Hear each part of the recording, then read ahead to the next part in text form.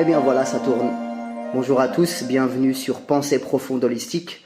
Alors aujourd'hui, émission un peu spéciale, podcast un peu spécial. Je suis avec un très très cher ami avec qui on va discuter, donc on est ensemble. Bonjour à toi. Bonjour à tous. Bonjour, Monsieur X. Cher ami. Alors vous comprendrez aisément qu'on va rester anonyme parce que aujourd'hui, cher ami, ce qu'on va dire, c'est du très lourd. On va enfoncer beaucoup de portes et je préviens tout le monde qu'il y a des choses que vous allez avoir du mal à entendre. Mais ici, on est porté sur la réflexion, on va jusqu'au bout. Donc, de quoi est-ce qu'on va parler aujourd'hui, cher ami? Ça va être donc la question de l'islam, du communautarisme et tout ce qui s'ensuit. J'avais construit, comme je t'ai dit, une petite trame qu'on va essayer de suivre. Mais tu es libre, n'hésite pas, on est là pour échanger. Alors ici, ça va être une discussion, un échange, et ça va pas être un débat, tout simplement parce qu'avec mon cher ami, on est d'accord à 99%. À 99%, on va dire ça comme ça. On est d'accord quasiment Voilà. sur tout, donc il y aura peut-être des éléments de nuance. Voilà, Mais quelque chose avant de commencer? Oui, je tiens à préciser que ce que je vais dire ne concerne que moi, que mes propos, que mon opinion, que ma perspective, et c'est une vérité parmi tant d'autres. Et je tiens encore aussi à signaler que je ne veux blesser personne par mes propos, ni, ni enflammer les réseaux sociaux ou que sais-je. C'est juste essayer de travailler comme un bon magistrat, à charge et à décharge. Notre quête, notre but, notre objectif, et cette recherche, cette quête de sens, cette quête de vérité, et en toute humilité,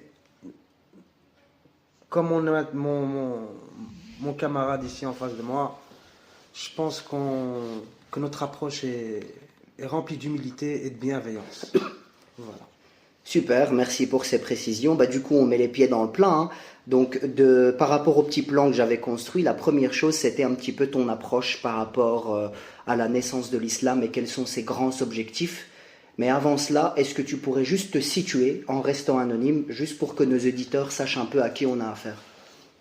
Ben, pour commencer, je suis un enfant issu de l'immigration belgo-marocaine. J'ai été bercé par deux cultures.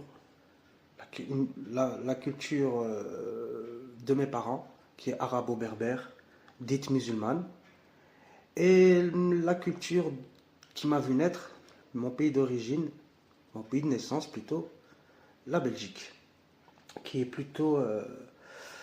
a plutôt une tradition, on va dire, judéo-chrétienne. Et ce contraste entre les deux nous invite à réfléchir et à nous poser des questions. Et c'est ce que je trouve ça beau, en fait. C'est ce brassage de culture qui nous amène à la réflexion, naturellement. Super. Est-ce qu'on peut aussi préciser ta tranche d'âge ou tu ne préfères pas? Je suis ici des années 80, une, une période assez belle, je dirais, sans Internet. J'allais dire mouvementé, mais en fait assez Mouvementée, belle. assez Ok. belle, bien sûr, avec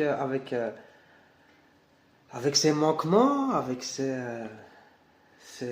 côtés simples qui faisaient qu'on aimait la vie avec peu de choses et qu'on arrivait à créer du lien, à tisser du lien avec les gens sans réseaux sociaux, sans Internet et avec tellement de chaleur et de bonté humaine. Il y avait pas autant de divisions qu'on a actuellement. Il y avait, euh, il y avait effectivement, et comme partout, je pense, et depuis la nuit des temps, voilà,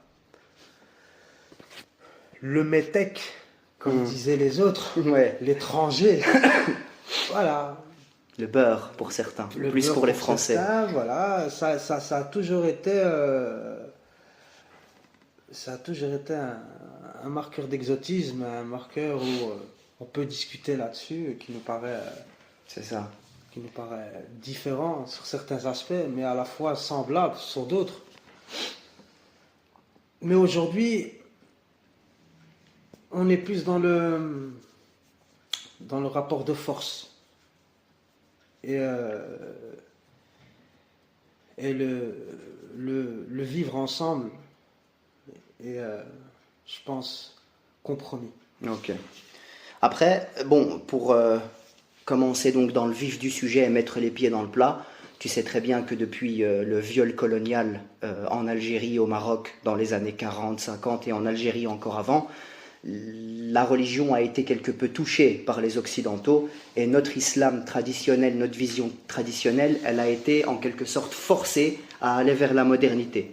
Et du coup, les jeunes immigrés qui se retrouvent ici, qui sont les enfants de deuxième, troisième, quatrième génération, doivent jongler un petit peu entre d'un côté tradition islam et de l'autre côté l'Occident. Ma première question pour lancer un peu notre discussion, c'est pour toi, est-ce que les objectifs de l'islam, je parle du vrai islam du prophète, du Coran, est-ce que pour toi, ça a été atteint, ces objectifs ou pas?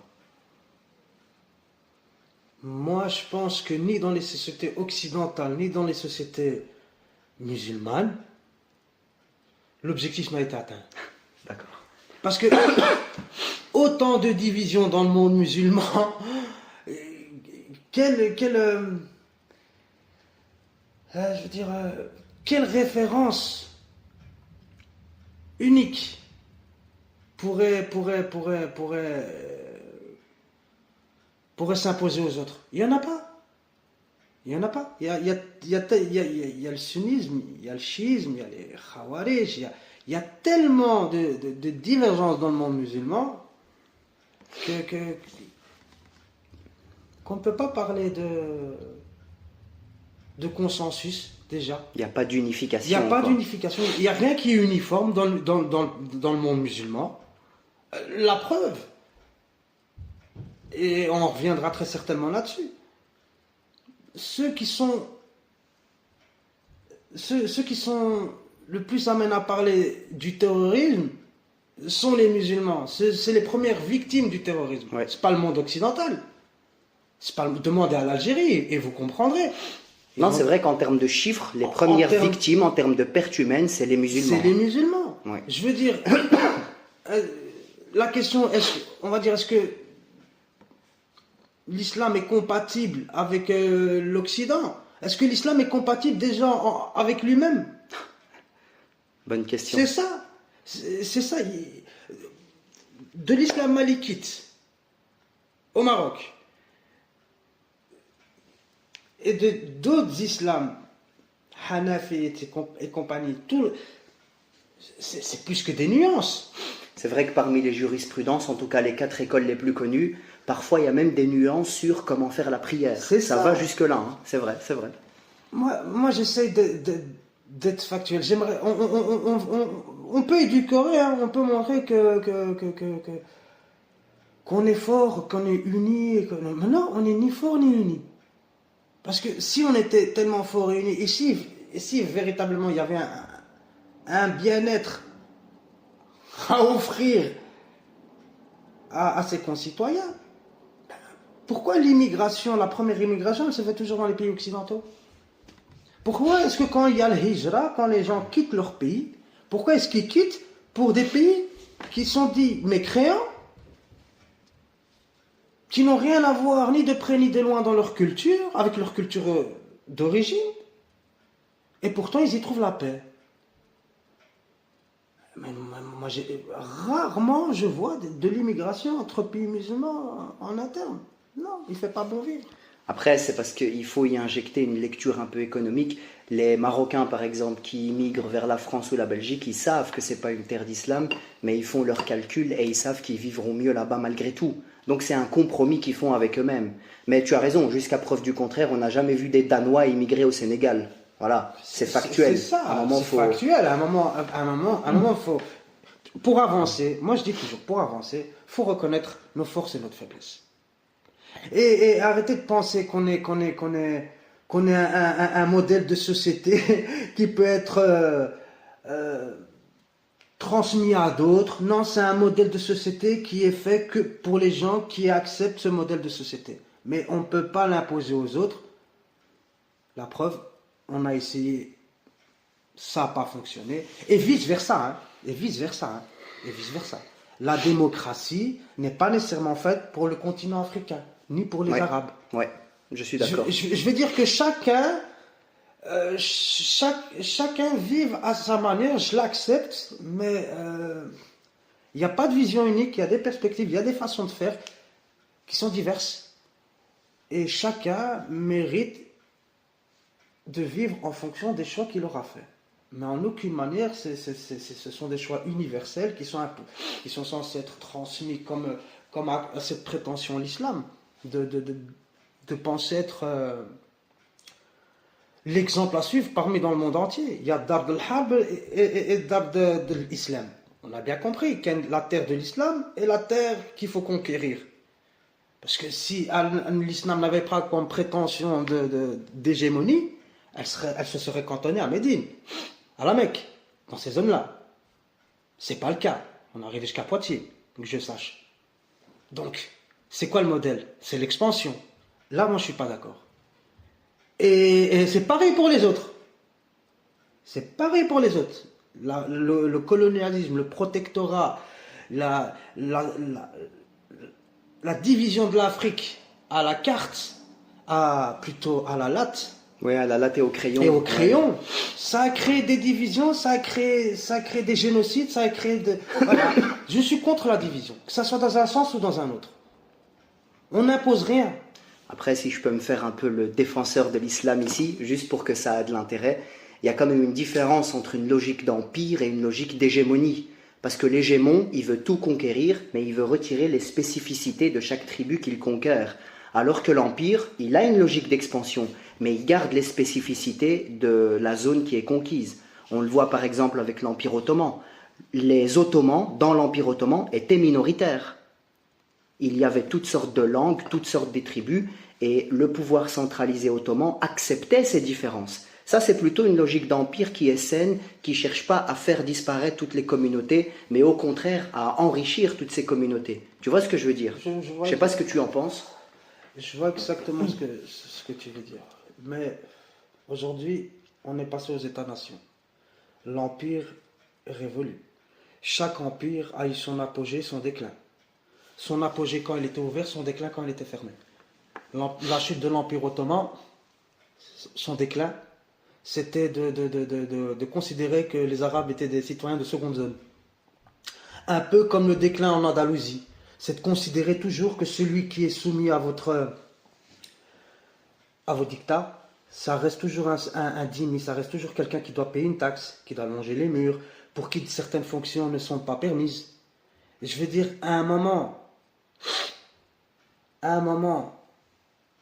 si on veut l'unité, si on reconnaît véritablement l'autre dans sa diversité, dans sa liberté de culte, dans sa liberté de croire ou de ne pas croire, on a ce qu'il y a de plus beau. Ça a toujours existé. Mais là, c'est quand on cherche l'union que la différence devient un rayonnement, une nuit de discussion, une nuit de philosophie. Parce qu'on a des perspectives qui sont différentes, mais elles peuvent être enrichissantes. À partir du moment où on prend conscience de ça, on arrive au meilleur. Comme dans l'Empire, comme dans ce qu'ont fait mes aïeux, les arabo-berbères, en Andalousie. Après, il y a eu les taïfas, la séparation, la chute. Parce qu'on avait décidé d'imposer une seule façon de faire, alors qu'à la naissance, c'est ça, exactement. Alors qu'à la naissance, il y a tellement de façons de faire. Tous les chemins mènent à Rome, tous les chemins mènent à Dieu. Mais encore avoir l'humilité de se dire que nous avons un morceau de la vérité et que les autres ont un morceau de la vérité. Et qu'on a tous un morceau de la vérité. Mais que celui qui pense de là où il est,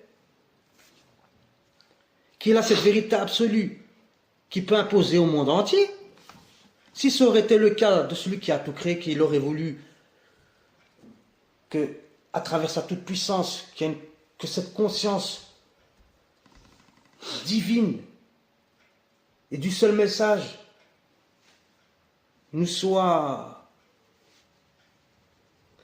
comment dirais-je, transmise de manière génétique, il aurait pu le faire. Mais il nous a laissé dans notre observation de toutes ces différences, comme dans la faune, la flore, les galaxies. Tout est majestueux. Tout est expression du divin. Dieu est partout. Et avant toute chose, avant de l'extérieur aussi, constamment que c'est le propre même des religions. Hein. Dieu est extérieur à vous. Et constamment extérieur à vous, cette image, Dieu assis sur un trône avec sa longue barbe, je veux dire, ah, Dieu, Déos, Zeus, on voit d'où ça vient. Mais si on partait de l'idée que Dieu, c'est nous, c'est tout. Quel est son langage? Son langage est multiple. Ça peut être la chimie, les mathématiques, la physique des particules, la physique quantique.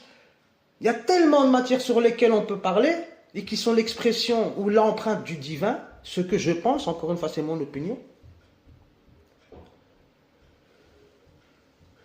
qu'aujourd'hui, moi je vais les religions, quelles que soient les jours, et je le répète, on parle de l'islam aujourd'hui parce que voilà, on est de cette culture-là et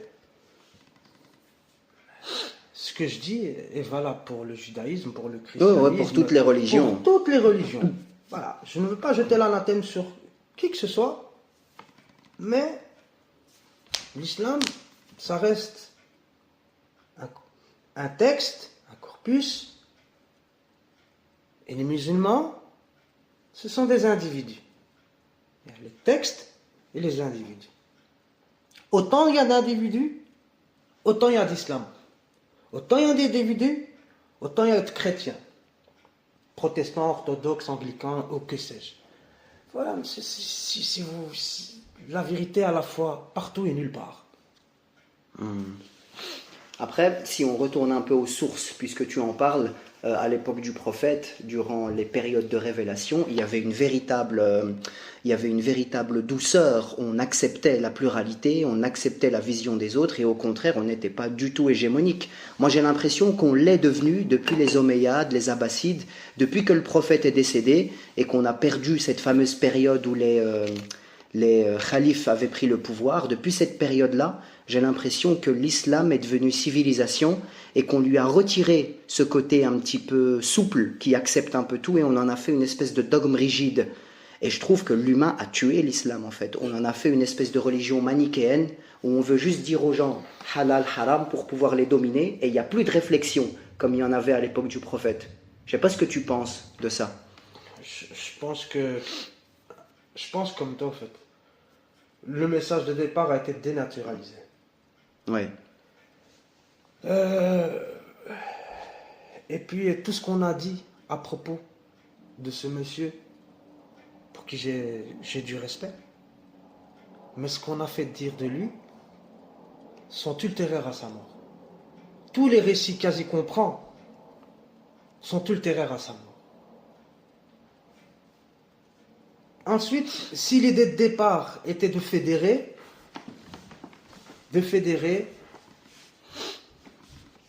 de respecter toutes les convictions religieuses, je pense que ça aurait été malin et je pense que si c'est pour attirer l'attention, c'est la meilleure des façons d'attirer l'attention. Okay. C'est de trouver une cohésion au sein d'une société. Après, bon, cette cohésion, je pense qu'on n'est pas près de la trouver. Il y a trop d'enjeux géopolitiques. On le voit avec la Palestine. Aucun pays musulman ne l'aide réellement. Donc, il n'y a pas vraiment d'unification, de Ummah, comme on dit. Ouais, mais je pense que c'est plus un fantasme. Et c'est ça, c'est moi, je dirais même, c'est de l'ordre de l'utopie. Qu'est-ce qui fait qu'on fait...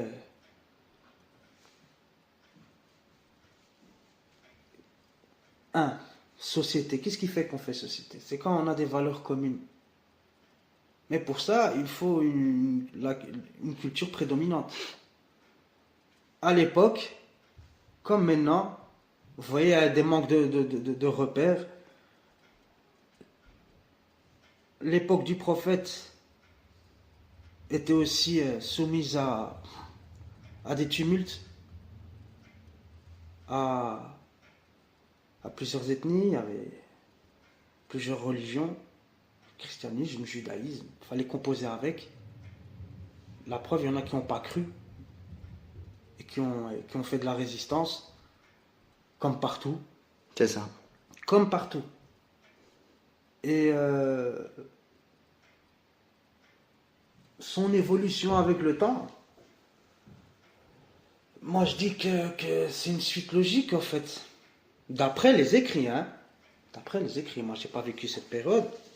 Mais d'après ce qui a été dit, et de ce qu'il a fait, il y a eu des conquêtes. De son vivant.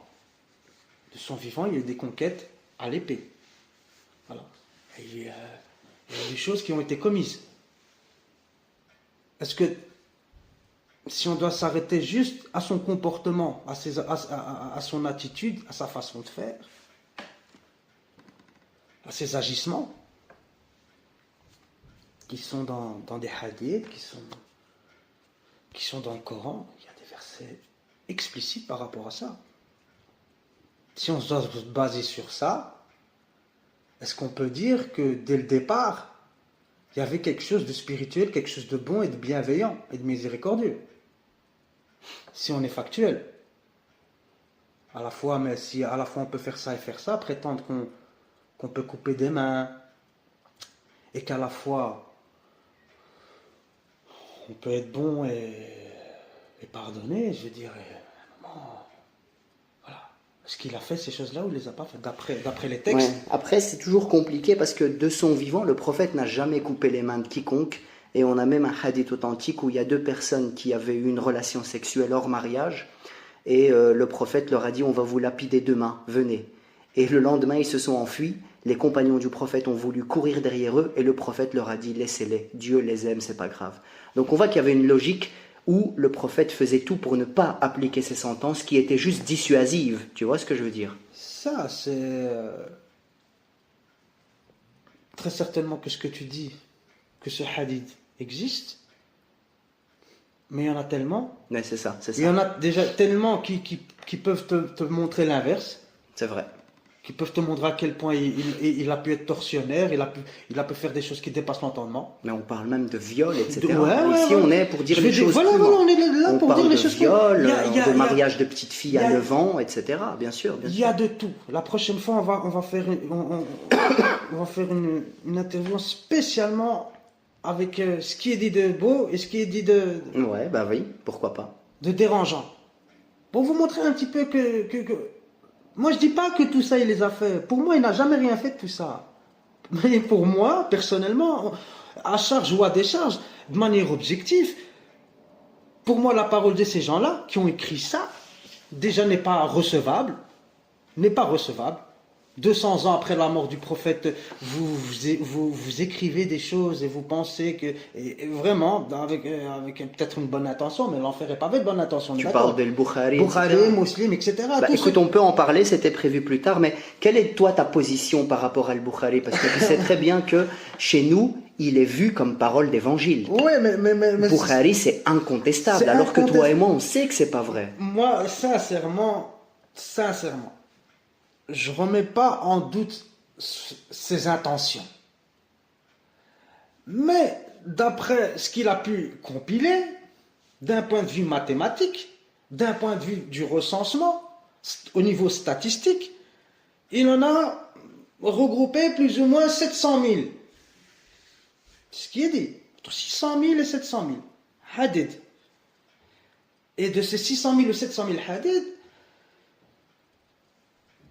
il avait un tri entre ce qui était recevable et ce qui l'était moins. C'est ça. Ce qui était authentique et ce qui était moins. Vous savez, il a gardé 1%.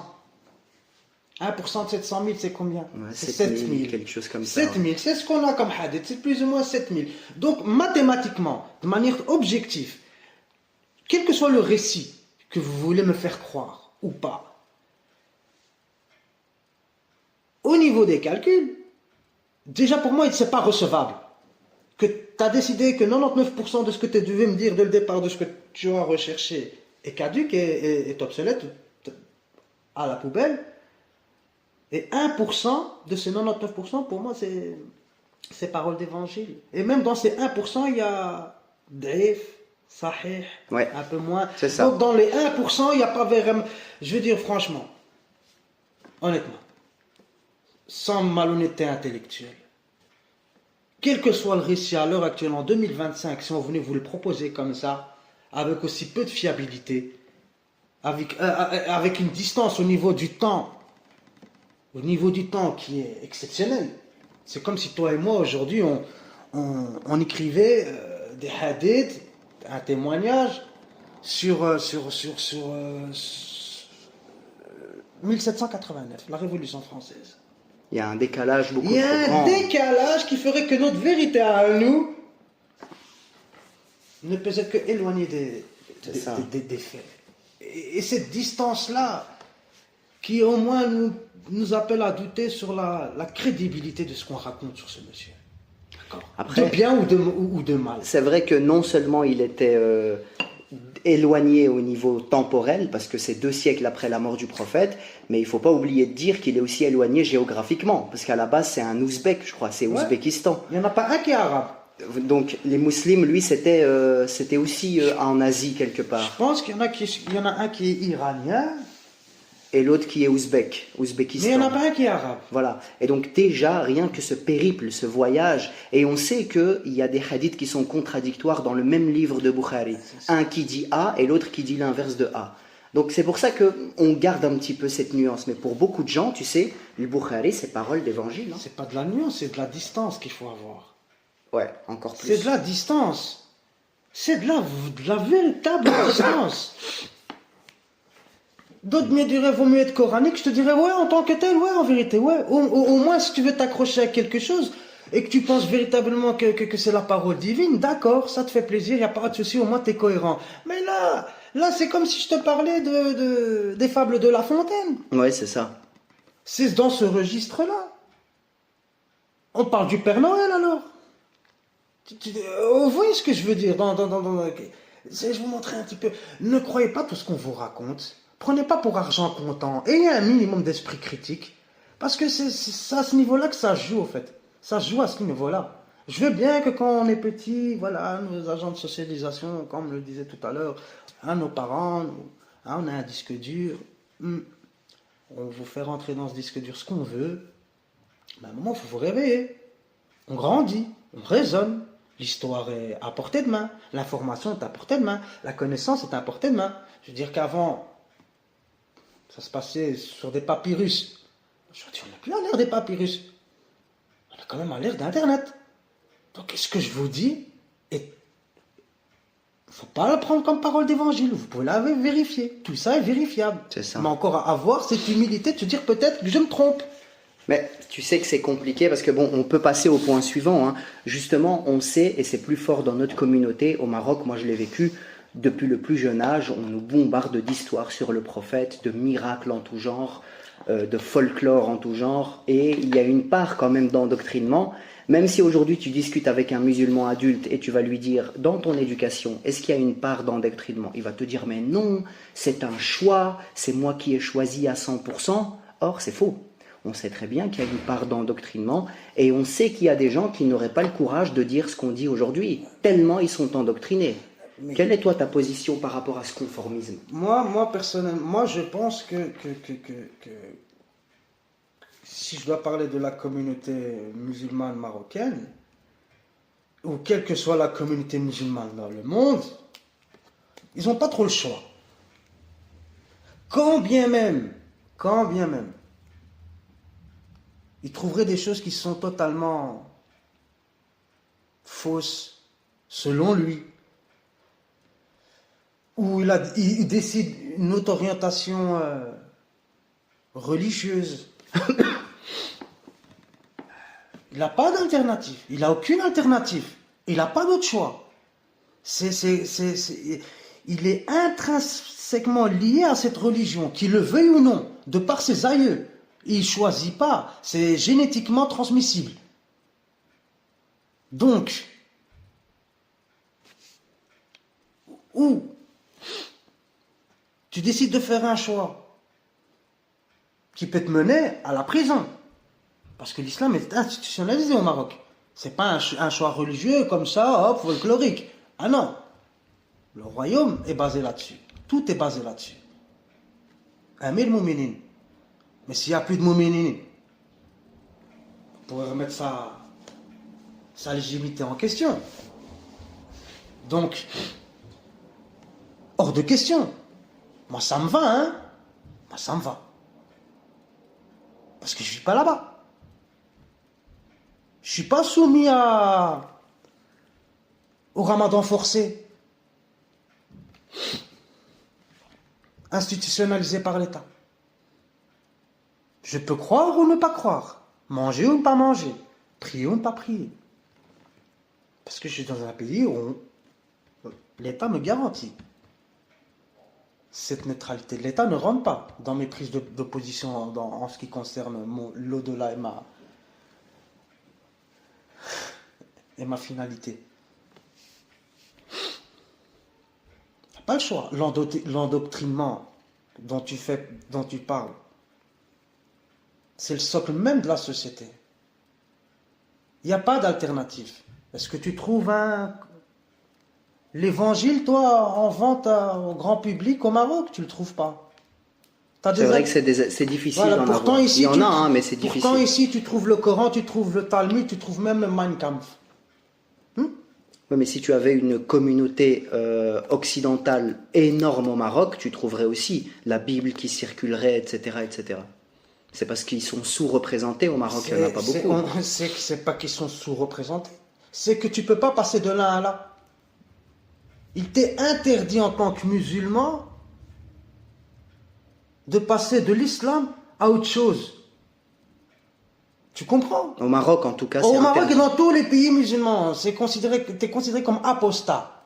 Et on sait ce qu'on fait aux apostats. Oui, justement, je voulais venir. Certains pays... Ouais, c'est vrai que quand on tient ce discours de l'apostat, je vois ce que tu veux dire, il faut le tuer, il faut le porter à l'exil. Je rappelle que du temps du prophète, c'est pas du tout ce qui a été fait. Quand quelqu'un apostasiait, sans déclarer la guerre aux musulmans, on lui demandait juste de respecter la parole de Dieu et de ne pas s'attaquer aux musulmans. Mais tu pouvais parfaitement apostasier et ne pas tenir un discours qui était virulent par rapport aux musulmans. Ceux qui sont combattus dans le Coran, c'est ceux qui non seulement se voilent la face, d'ailleurs kafir, ça veut dire qu'ils se voilent, mais qui déclarent la guerre à l'islam. C'est à eux que Dieu déclare la guerre. C'est pas ton point de vue? Pour moi, encore une fois, si j'en reviens à l'histoire, il y a deux périodes. Une période mécoise et médinoise. Il y a une période où on voit qu'il y a un discours de tolérance, un discours d'union, un discours de rapprochement. Et puis il y a une autre période. Et il y a une période où on revendique autre chose, où on combat les autres, parce qu'ils ne veulent pas croire en ce dont Dieu a décrété. J'ai énormément de sourates. Ça sera pour la prochaine fois. Pour être factuel, pour être précis, parce que nos interlocuteurs ont besoin de sources sur lesquelles ou confirmer ou infirmer ce qu'on raconte. Ces sources-là, elles existent, je les ai à disposition. Mais il y a tout et son contraire. C'est cette honnêteté que je veux que les gens aient. Il y a tout et son contraire. Il y a ce qui prône la tolérance et il y a des appels au meurtre. Tout dépend d'une période. Tout dépend d'une situation. Si on est à notre départ, à notre début, on forme une petite cellule. Et lorsqu'on devient plus grand, on a beaucoup plus de partisans. Il y a un autre discours. Et ça, l'islam, il faut le savoir, c'est 23 années de révélation. C'est 23 années d'histoire. C'est vrai qu'il y avait deux périodes. Il y avait le début de la révélation aux environs de 610, avec la période mécoise, où les sourates étaient plutôt des sourates symboliques, avec une vision de respect. Mais une fois que le prophète a voulu fonder une vraie communauté musulmane, structurée socialement et politiquement, il est normal que le ton se durcisse un peu, parce qu'on doit imposer des règles, etc. Moi, personnellement, ça ne me dérange pas. Parce que, vu de l'extérieur comme ça, si je devais te dire, qu'est-ce que je vois? Moi, je vois un nouveau partisan politique, un nouveau parti politique. Je le vois comme étant de la politique. Ouais. Tu vois, au début, le mouvement réformateur, on a quelques partisans, puis on a de nouveaux adhérents, et puis voilà, on fait passer le message d'une certaine manière au début, après on est en force, donc les choses elles changent. Pourquoi? Parce que jusqu'à un jour on prend le pouvoir, et après on peut aussi avoir un discours qui est totalement différent de celui qu'on avait au début à la base. Parce que, qu'est-ce qu'on recherche? De quoi parle-t-on? Parle-t-on de Dieu? Parle-t-on de l'homme? L'homme est comme ça, d'accord. L'homme fonctionne de cette manière. En fonction des gens qu'il a en face de lui, en fonction de ses intérêts et en fonction de beaucoup de choses. C'est pas là.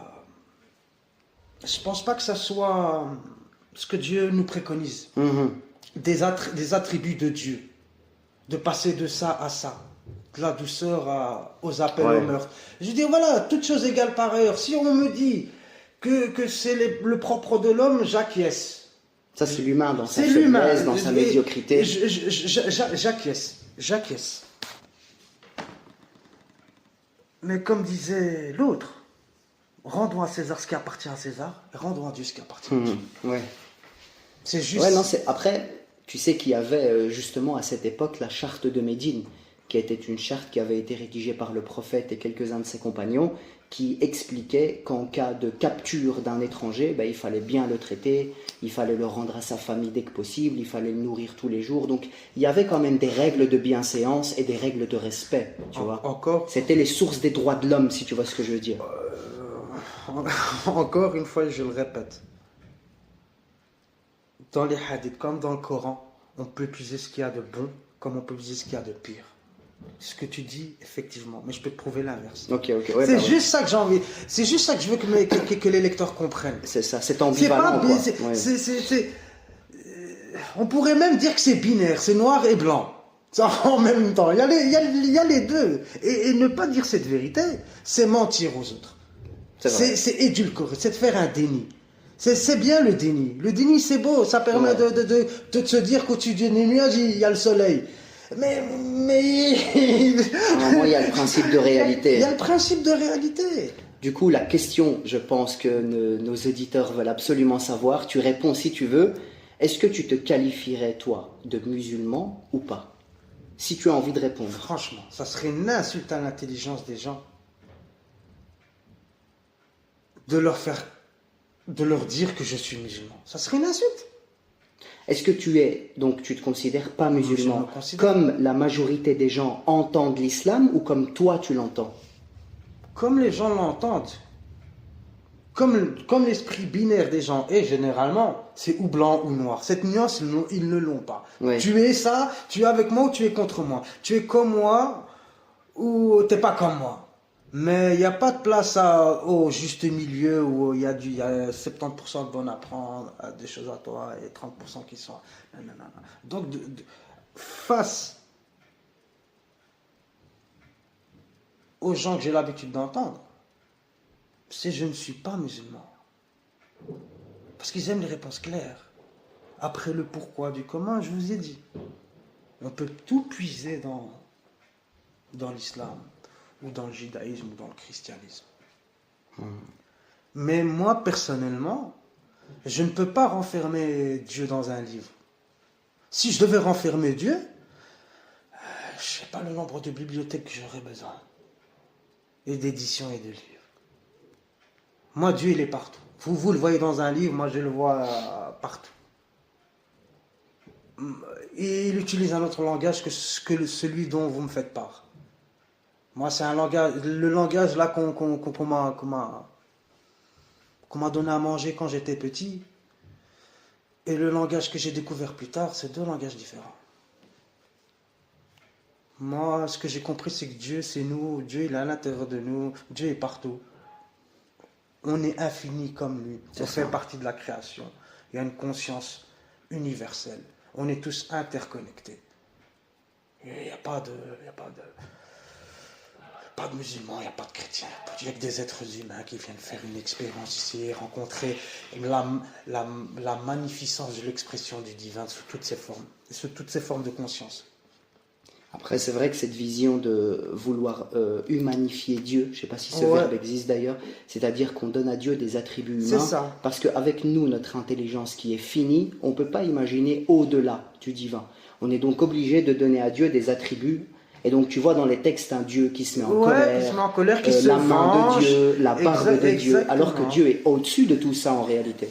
Voilà, pour moi, c'est un blasphème que les religions font, pour la plupart. On peut le voir comme ça. Moi, personnellement, je le ressens comme ça. C'est pour ça que c'est mon opinion encore et mon point de vue par rapport à l'existence, par rapport au sens de la vie et de ce qu'on pourrait appeler Dieu. Bon, en aucune manière,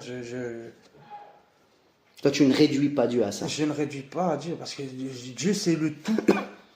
C'est ça. C'est tout, en fait. C'est tout. C'est tout. C'est H2O, c'est la physique quantique, c'est le corps humain, c'est les animaux, c'est la nature, c'est le système solaire, c'est les galaxies, c'est le soleil, c'est la lune. Pour moi, tout ça, ce sont des expressions du divin dans sa magnificence, dans- dans toute sa grandeur. Je le vois partout. Il parle, il parle, il parle des langues subtiles. C'est ça. C'est subtil. C'est pas le langage humain tel qu'on l'entend. Lire, écrire, ceci, cela. Ça, c'est un langage typiquement C'est humain un avec langage. ses limites. Et la preuve, les religions ont apparu avec l'écriture. Juste avant ça, tant qu'il n'y avait pas. C'est vrai qu'il y avait des transmissions orales, on va mais dire, on depuis pense à Sumer, Socrate qui transmettait tout oralement, etc. Oui, depuis que l'écriture a apparu, Dieu est apparu bizarrement. Mais depuis que l'homme est l'homme, depuis que l'homme a foulé cette terre, il s'est posé des questions sur l'au-delà et de ce qu'il allait se passer après sa mort. Ça, c'est des questions existentielles. Et tout le monde essaie de rapporter des réponses. Et il y en a d'autres qui ont compris que la foule avait besoin de réponses et de cadres, de structures. Et là, ils l'ont utilisé, Dieu. c'est ça. C'est exactement là où je Là, voulais on s'est en dit venir. que C'est Dieu... que je pense qu'il y a certaines personnes, je pense par exemple à la période omeyyade, qui ont compris ça. Et du coup, ils ont adopté un discours un peu manichéen et se sont dit, bah tiens, on pourrait facilement manipuler ces gens en leur présentant un discours prémâché, manichéen, du bien et du mal. Et on a souvent utilisé la peur. Et donc tu disais, Je disais que, comme on disait, les Omeyyades et tous ceux qui ont suivi après avaient compris une chose, la psychologie de la foule. Et que la foule, tant qu'on lui donnait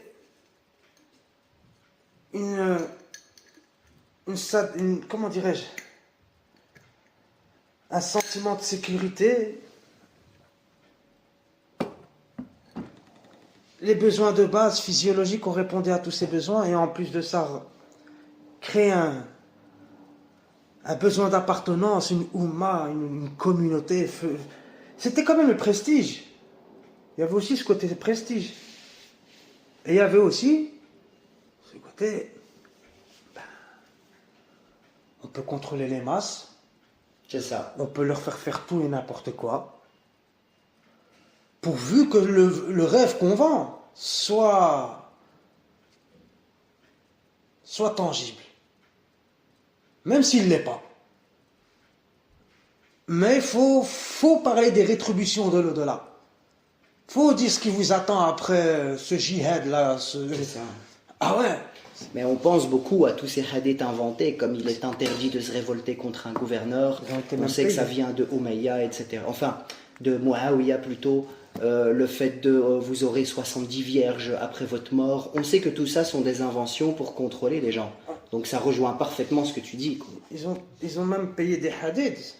C'est ça, il y a Ils ont des imams qui étaient ouais, payés ils ont- pour inventer des hadiths. Pour inventer des hadiths pour qu'ils aillent dans leur sens. Au nom du prophète, au nom de Dieu. Je veux dire, les gens avaient compris, je veux dire, voilà, quand tu as le pouvoir, tu contrôles la presse, n'est-ce pas? C'est toi qui contrôles l'imprimerie. C'est comme ça que tu t'opères une propagande. C'est ça. Je veux dire, c'est vieux comme le monde. C'est vieux comme le monde. Dès que tu as le pouvoir, tu peux imposer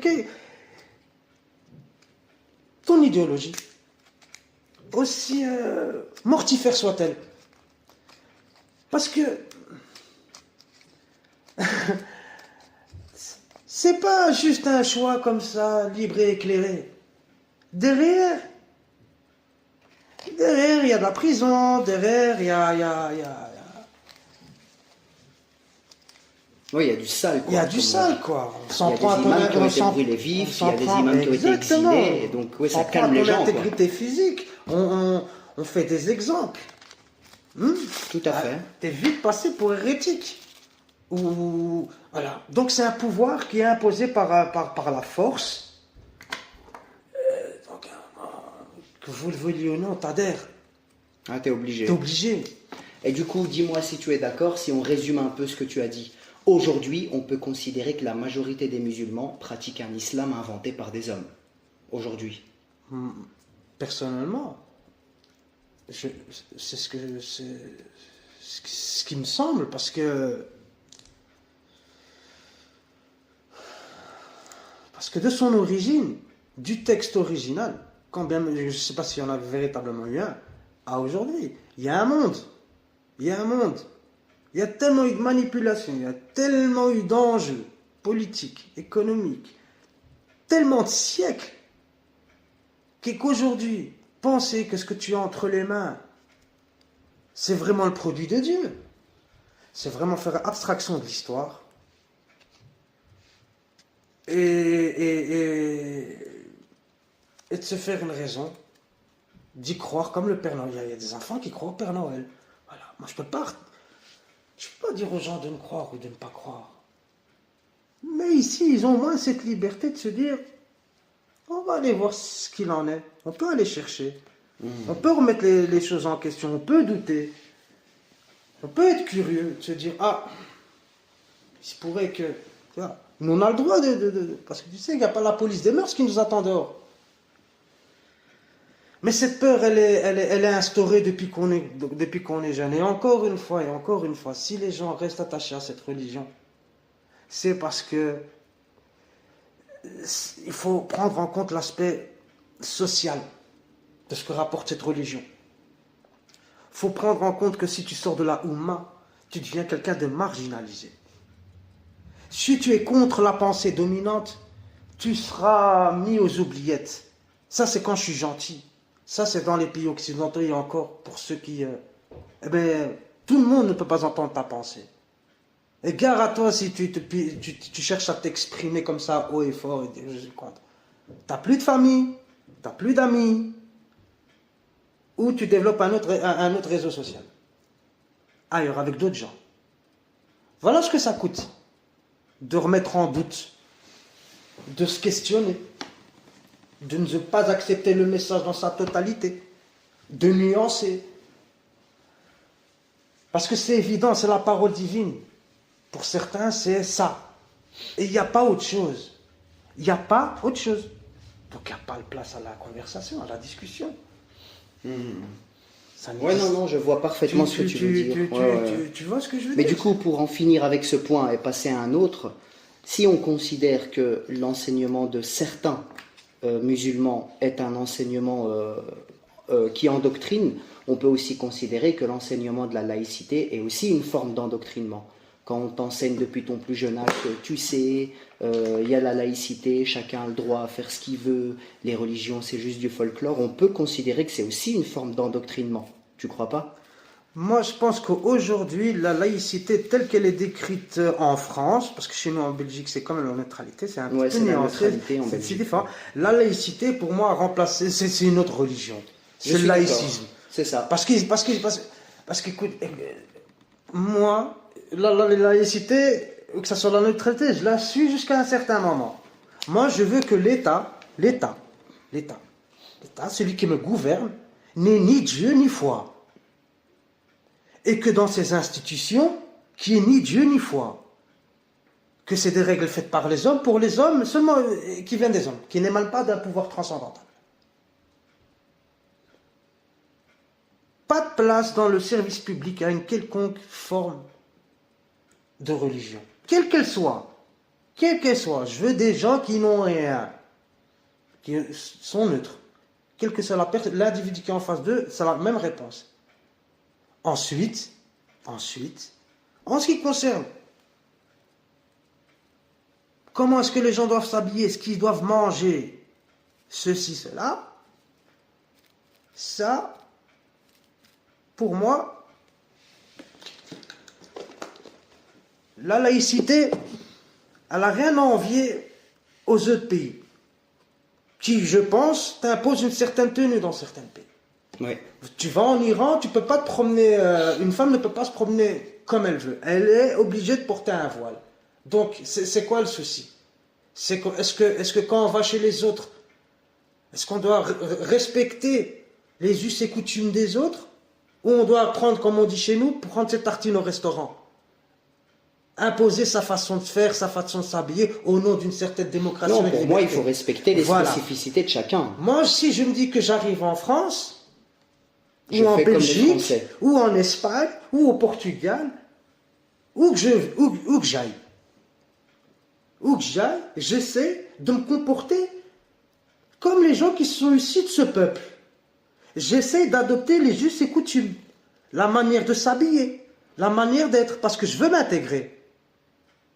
Parce que j'ai pas à forcer ces gens à penser comme moi, à s'habiller comme moi, et en plus faire de la revendication, et en plus de ça, peut-être, même des revendications et de la propagande. Et je ne l'accepterai ni dans mon pays d'origine, le Maroc, ni ici en Belgique, ni nulle part ailleurs.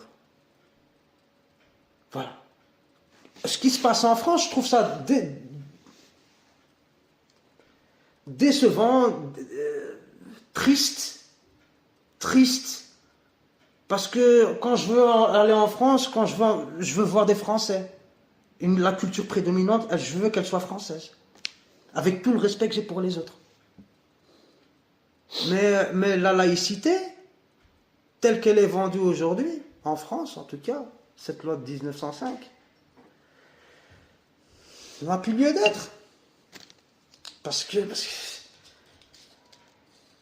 j'aimerais pas vivre en France, moi, personnellement. Oui, non, dans les banlieues françaises. Je ne voudrais pas vivre dans les banlieues françaises, je ne voudrais pas... Mais c'est vrai que beaucoup d'immigrés en France ont l'impression de s'être fait un peu trahir, parce que dans les années 60-80, on leur a dit « venez comme vous êtes, on vous accepte, vous êtes des chances pour la France ». Et là, aujourd'hui, ils retournent leur veste en disant non à l'islam, non au radicalisme musulman. Donc les Français d'origine immigrée ont peut-être l'impression qu'il y a une parole un peu, je dirais, lunatique. Ils disent A, puis ils disent B, et ils se sentent un peu trahis. Et en plus, on a cette laïcité qui, en réalité, veut combattre les religions. Donc il y a une volonté de faire taire l'islam. C'est déjà fait avec le christianisme. Il a été sécularisé. Maintenant, c'est le tour de l'islam de passer à la trappe. Personnellement, est-ce qu'ils ont voulu, s'ils veulent faire taire l'islam, ils ont fait taire le christianisme?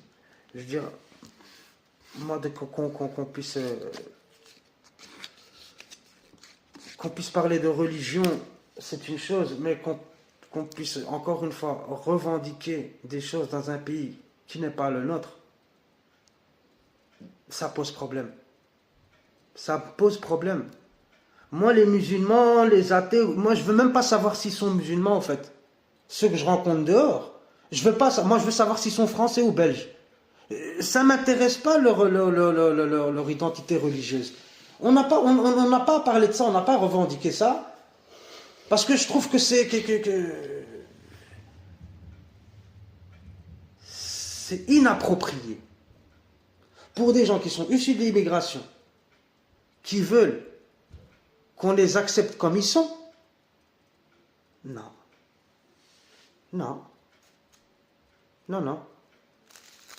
On vous accepte si vous respectez la loi, les codes, les normes.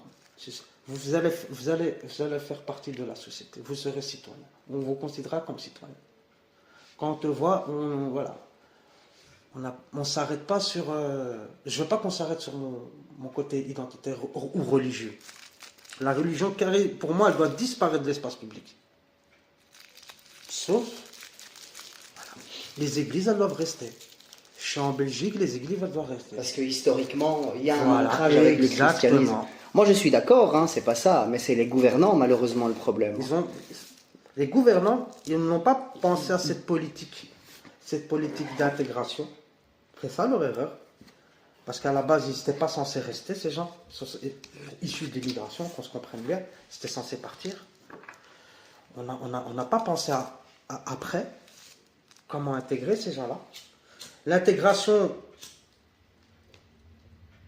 sud-nord, nord-sud est très difficile. L'Algérie française l'a appris par elle-même, après plus de 130 ans de présence française, création de l'Algérie par la France, 1832, je dis, voilà, il y a encore des séquelles, les Algériens, la pilule n'est toujours pas passée, il y a eu des meurtres, il y a eu beaucoup de choses, il y a eu des génocides, on peut parler des séquelles. Maintenant, ces mêmes Algériens, exemple en France, ceux qui sont issus de l'immigration, ils ne se sentent pas chez eux. Ils ne se sentent pas chez eux parce qu'on leur fait, parce qu'ils ne veulent pas déjà. Ils ne sont pas venus pour l'amour de la France. Ouais, c'était une logique de travail. Voilà, non, vous êtes resté 130 capitalistique, ans, vous êtes resté 130 ans chez nous, maintenant on va rester 130 ans chez vous. C'est juste, voilà, post-colonial. Donc, quand tu vois première, deuxième, troisième génération, quatrième génération, c'est toujours la même rengaine. On parle toujours de la même chose. On revient toujours à la même chose. Redondant. Comment intégrer On n'est pas intégrable. Mais tu vois que, par exemple, quand tu consultes les jeunes Algériens qui vivent en Algérie, ils s'en fichent de la période de la colonisation, parce qu'ils ne l'ont même pas vécu. Ce qu'ils veulent, c'est simplement qu'on les respecte et des emplois. Donc j'ai l'impression que c'est une vieille génération qui a encore vécu ce traumatisme-là, qui en parle. Mais les jeunes d'aujourd'hui, Algériens, qui vivent en Algérie, ils s'en fichent. C'est une période qu'ils n'ont pas connue. Ce qu'ils veulent, c'est juste des emplois. Tu vois ce que je veux dire? Oui, mais ça reste toujours la propagande étatique, hein, parce que voilà, l'ennemi extérieur, c'est la France et le Maroc. C'est ça. Là, quand tu négliges tes politiques intérieures, quand tu manques des ressources essentielles, de base, voilà. C'est de la faute du voisin. On ne prend pas ses responsabilités. Après, l'Algérie a besoin de ces discours-là pour exister, C'est parce ça. que sinon, c'est un pays qui est très très récent. Certains considèrent que c'est même pas un pays, c'est juste une milice armée qui détient le pouvoir. 1962, c'est je ça. veux dire ça. Avant c'était les Français, je veux dire avant les Français c'était les Ottomans. Je veux dire, ils n'ont jamais constitué d'État proprement dit. Oui, non, c'est vrai. Jamais. C'est vrai. Il y a ce complexe d'infériorité par rapport à son voisin marocain. Ça c'est clair et net. Donc pas d'histoire, pas véritablement de taqlid, il n'y a pas véritablement de tradition, pas véritablement de savoir-faire, pas véritablement de savoir-être. Ils n'arrivent pas à exporter rien du tout. Je veux dire, à un moment, voilà, il faut se remettre en question. Et tu vois, c'est pas toujours la faute des autres. Les Français sont partis d'Algérie depuis 62. Ils ont leur indépendance. Qu'est-ce qui a changé? Il n'y a rien qui a changé, c'est encore même pire. Après, ils te diront, oui, mais il y a l'ingérence française quand même, qui gère en sous-main à travers des sociétés, etc. Ça c'est facile, ça trouver des responsables à son... Moi, je suis d'accord avec toi. Il faut que nous, maghrébins, musulmans, acceptions qu'on a une part de responsabilité là-dedans et qu'on a peut-être une autre façon de fonctionner au niveau anthropologique, ontologique, on est différent. Ouais. Regarde le Maroc. Moi, je prends pour exemple le Maroc. Le Maroc a su marier la modernité et les traditions. L'un n'empêche pas l'autre. Si l'islam était tel qu'il est pratiqué au Maroc, tout le monde en serait ravi. Sincèrement, je te dis honnêtement, j'ai trouvé plus de liberté au Maroc que dans des pays occidentaux, dans des pays dits musulmans. Non, je sens cette tolérance. Il y a encore moyen de discuter. Il y a. Parce que les gens sont ouverts et puis on a une histoire particulière, atypique. On a vécu pendant des siècles avec des gens qui étaient autres que nous. C'est là où on parlait d'empire, le summum. Le summum s'est fait avec les Marocains. C'est avec les Marocains. C'est pas avec les autres. C'est vrai qu'on est aussi un pays, le Maroc existe depuis 1200 ans. Dans les années 780 après l'ère chrétienne, la fondation de la première ville avec... Idriss Ier. avec oui, le premier roi, Idriss Ier, etc. Donc on est un vieux pays centralisé depuis très longtemps. Avec Quoi. plusieurs dynasties qui se sont succédées, qui ont chacun eu une capitale, que chacun ont marqué le monde, ont marqué leur environnement géographique. Il faut le reconnaître. Mais voilà, on est aussi berbères. Il y a aussi ce côté, les gens sont attachés à leurs racines, à leur langue, à beaucoup de choses. On a intégré l'islam, ça s'est fait de manière successive, mais les gens le vivent bien. Les gens le vivent bien. J'estime qu'il y a beaucoup de tolérance et j'en suis sûr que dans l'avenir, ça sera le seul modèle à suivre dans le monde. C'est le seul modèle qui se tient. Mais en rajoutant voilà, avec un peu plus de soufisme. Mais laissez-nous notre roi. Ouais, laissez-nous notre roi. Moi, je suis royaliste, je suis patriote. J'aime ma nation, son histoire, cela. Mais je fais la part des choses entre les musulmans, l'islam. Il y a des gens pour qui l'islam, ça leur va très très bien. Il faut les laisser. Ouais. Voilà, tu vois, il n'y a pas de modèle à imposer à qui que ce soit. Il n'y a rien. Il y a juste à comprendre des faits. C'est un fait social pour moi. Tu vois, je l'étudie, je le vois comme ça. Les gens, la démocratie, ça leur va pas. C'est vrai que l'Occident a érigé la démocratie comme le fonctionnement ultime, mais non, il y a des pays qui ne sont pas forcément obligés de fonctionner avec la démocratie. Et même la démocratie en Occident, on sait que souvent c'est des magouilles d'argent. On sait que la démocratie, tu peux acheter le peuple, tu peux modifier son opinion à travers des logiques de manipulation d'argent. Donc il ne faut pas montrer que faire comme si la démocratie était le meilleur fonctionnement. Elle a ses limites aussi. Pour moi, au Maroc, le seul modèle, je parle du marocain, pour moi, le seul modèle C'est qui la se royauté. tient, c'est la royauté. La monarchie, quoi. La monarchie, et grâce à la monarchie, on a une vision à long terme. On est stable. Le pays se renforce. Intérieurement, on a un parlement, on a un sénat, on a un endroit où discuter. La personne du roi, elle n'est pas à mettre en équation, en aucune manière. On n'a pas besoin de son vote. Lui, c'est lui qui gère. Il peut trancher entre la majorité et l'opposition. Encore une fois, c'est le garant de la stabilité du pays, de sa politique et de sa direction. Et il est légitime, ils sont légitimes. Ça fait 5 siècles qu'ils sont là, ils sont légitimes. C'est pas quelqu'un qui est arrivé là comme ça, on a mis... Non. Moi, je pense qu'en Afrique, il faut un pouvoir fort. Il faut une identité, il faut un leadership.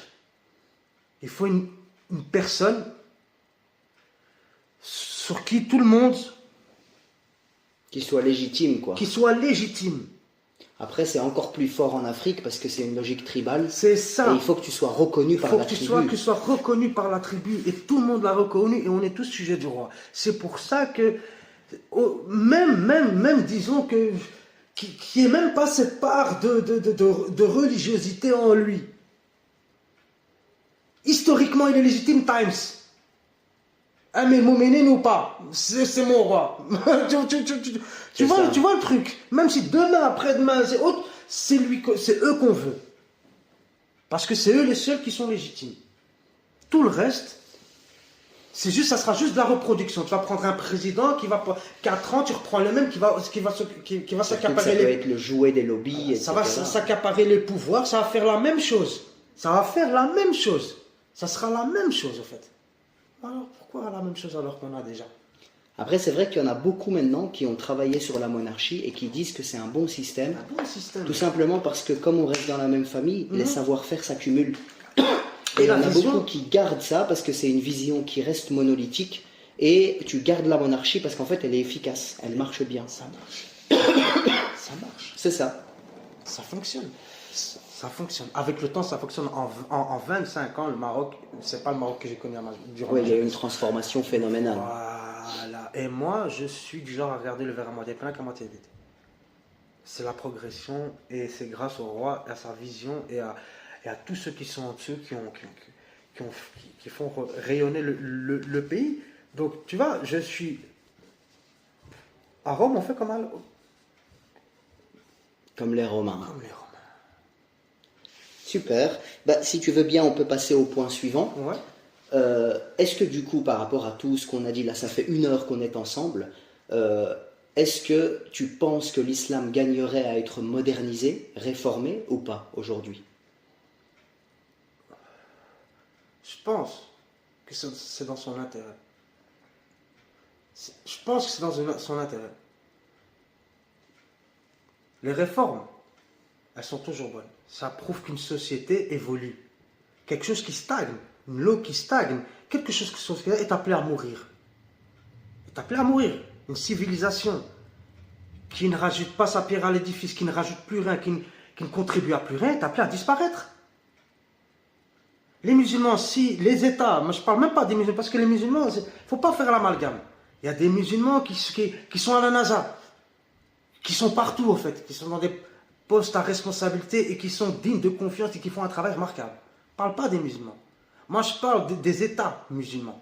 C'est ces États qui imposent l'islam comme religion. Ils ont intérêt à se réformer en interne. Parce que l'islam n'est pas incompatible avec la modernité, n'est pas incompatible avec la science, n'est pas incompatible. Mais il faut avoir l'humilité de se dire que peut-être que, voilà, on ne sait pas tout sur tout. Et que gardons le Coran comme un livre spirituel que comme un livre de science, un livre de mathématiques. Tu vois, faisons la part des choses. On est musulman, d'accord, tu es fier, bravo, ok, d'accord, mais ça mange pas de pain, ça. Tu comprends? Ouais, non, je comprends. Et je pense Je pense que le Maroc, c'est pour ça que je prends toujours l'exemple du Maroc, et l'exemple que c'est faisable. On a des usines, on exporte, on a des ports, on a le TGV, on a des infrastructures, et on y va, on continue, on ira dans la santé, on ira dans l'enseignement, on ira partout, on ira, parce que l'un n'empêche pas l'autre. Moi, je ne m'arrête pas sur le fait que tu sois musulman ou pas. C'est pas sur ça que je mesure tes compétences, moi. Ça ne joue pas là-dessus, en fait. Tu peux être athée, tu peux être musulman, tu peux être chrétien. T'es marocain, c'est bon, ça me va. Travaille pour le pays. Travaille pour le pays. Voilà. Quelle que soit ta vocation, quelle que soit ton inspiration divine, travaille pour le pays. Et là, je comprends. Là, quelle que soit la religion que tu as, ben, je crois que tout le monde est appelé à amener sa pierre à l'édifice et à penser à l'union que plutôt qu'à la division. Tu comprends? Moi, j'aime tout le monde. Quelle que soit l'inspiration, tout à chacun. Ouais. Voilà, mais la réforme, elle est bonne. Elle a du sens. Il faut réguler, faut se réveiller. Il y a des choses qui sont obsolètes qu'on ne doit plus composer avec parce que voilà, c'est plus dans l'air du temps. Il faut l'admettre, il faut le reconnaître, on avance. Et c'est comme ça qu'on avance. On regarde nos faiblesses. On regarde nos faiblesses. Et c'est l'humilité, et c'est ce que j'aime au Maroc, c'est cette humilité aujourd'hui. Voilà, on a travaillé sur nos faiblesses. Avant, on n'avait pas de stade, on a des stades. Avant, on n'avait pas de route, on a des routes. Avant, on n'avait pas d'autoroute, on a des autoroutes. Avant, on n'avait pas de TGV, on a un TGV. Alors, tu vois, mais on est parti de nos faiblesses. On n'a pas mis on n'a pas mis un masque et on s'est dit que tout est beau, tout est joli. Non, on n'édulcore pas, non. Là, je pense qu'il y aura le premier élément de divergence entre toi et moi. Ça fait 1h08 qu'on est ensemble, on est d'accord à peu près sur tout, mais moi, c'est pas mon avis. Moi, je pense que le danger de réformer l'islam est de le rendre compatible avec la modernité, et par essence, pour moi, l'islam n'est pas moderne. Il peut être modernisé à travers la technologie, mais il ne sera pas moderne, parce que les seuls qui sont modernes, c'est les occidentaux. Et moi, je n'ai pas envie de faire de notre religion une religion moderne, c'est-à-dire dans 50 ans, elle se déconstruira. Et donc, moi, je n'ai pas envie de cette modernisation, je pense que... On va utiliser un autre terme que modernisation. La technique. On va parler d'exégèse de l'art. Ouais, ça c'est encore un peu différent. Je préfère l'exégèse est encore je préfère faire ça. Okay. Je préfère que l'islam se réforme de l'intérieur, par lui-même, pour lui-même. D'accord. Tu comprends? d'être honnête envers soi-même, entre nous. Une réflexivité. Une alors. réflexivité, ça, est-ce Ok. qu'aujourd'hui, à l'heure actuelle, est-ce que ça, on peut continuer de composer avec ou pas? Est-ce que Ok. ça... Voilà, c'est dans ce sens-là que je le C'est une dis. espèce de nettoyage de notre Exactement, patrimoine. ouais, voilà. Ok, d'accord. En fait, c'est pas...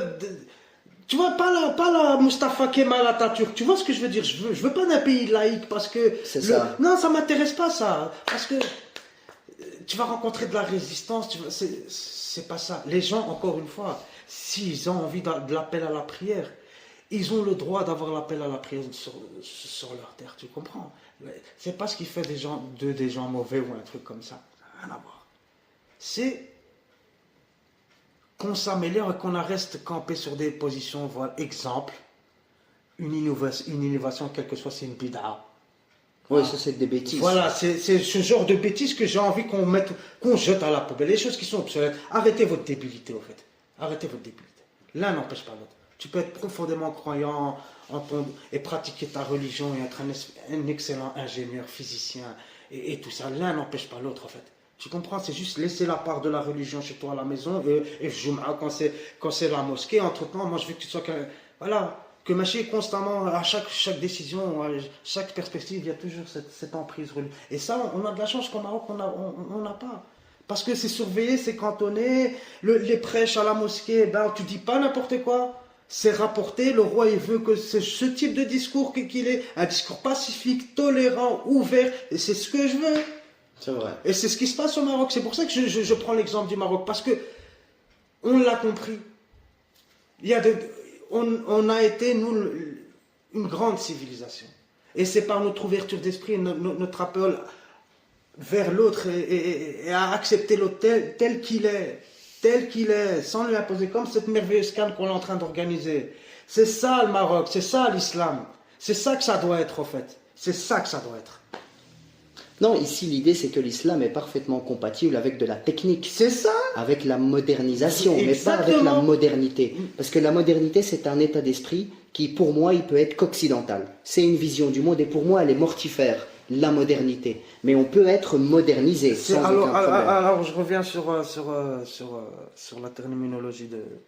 Toi, tu parlais plutôt de modernisation. Ouais. Ouais. Ah ben, on avance bien, on arrive bientôt à la fin. Donc je regarde juste mon petit plan. Ouais, on a beaucoup discuté. Et du coup, toi, tu sais qu'aujourd'hui, on arrive à une période où il y a énormément d'apostats qui prennent la parole sur YouTube en disant oui, moi j'ai réussi à me tirer de l'islam, ça y est, j'ai réussi à quitter l'islam. Et ces gens-là se montrent comme étant des victimes. Moi, c'est pas trop mon avis. J'ai plutôt l'impression qu'ils profitent d'un tremplin. Mais toi, c'est quoi ton avis là-dessus? De tous ces apostats qui pullulent actuellement sur YouTube? Tu sais, moi, encore une fois, je dis que la religion, la foi, c'est quelque chose de personnel. J'ai pas à crier sur les toits, j'ai adhéré ou je suis sorti. Il y a, chez ces personnes, ce que j'ai pu remarquer, c'est qu'il y a de la colère. Il y a de la colère, il y a eu de la frustration, ça fait des vues.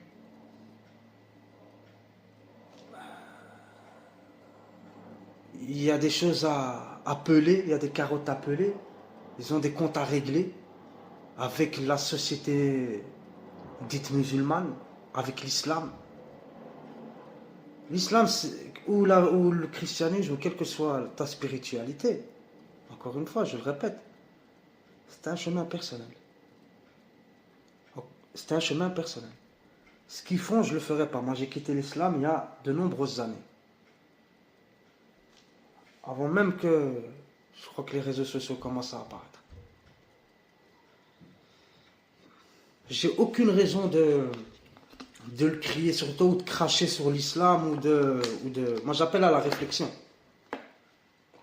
C'est vrai qu'on a l'impression qu'en fait, ces gens-là ne font que taper sur l'islam comme les autres. Aujourd'hui, on voit en France, on tape sur les musulmans. C'est l'une des religions qui est le plus martyrisée aujourd'hui. Et ces gens-là se présentent comme des courageux alors qu'en fait, ils font comme les autres.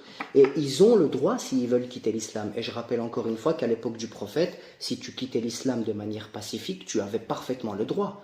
j'ai l'impression qu'il reproche en fait à l'islam ce qu'il n'est pas. Je sais pas ce que toi tu en penses. Moi, je pense que c'est pas. Encore une fois, je pense qu'il y a tellement d'islam. Autant qu'il y a des musulmans, il y a d'islam. Parce qu'il y a tout et son contraire, on est d'accord. Il y a bien des gens qui sont morts pour avoir exprimé une idée. Tu vois, qu'ils soient musulmans ou pas. On les a tués parce qu'on les a considérés comme étant hérétiques et insultants envers le prophète, tu vois, juste parce que leur idée déplaisait. Ils ont même pas été insultants, c'est juste que, voilà, il y a une fatwa qui a été déposée sur eux, et voilà, ils sont 6 pieds sur terre aujourd'hui. Je veux dire que ces choses-là n'existent pas, c'est aussi mentir. Mais dire que à chaque fois que tu déclares que tu n'es plus dans la religion, systématiquement on tombe dessus, non, je pense pas. Mais effectivement, une personne intelligente qui a peur pour sa vie et pour son intégrité, je lui conseillerais pas de crier haut et fort qu'elle est sortie de la religion. Parce qu'il va plus se faire d'ennemis qu'autre chose.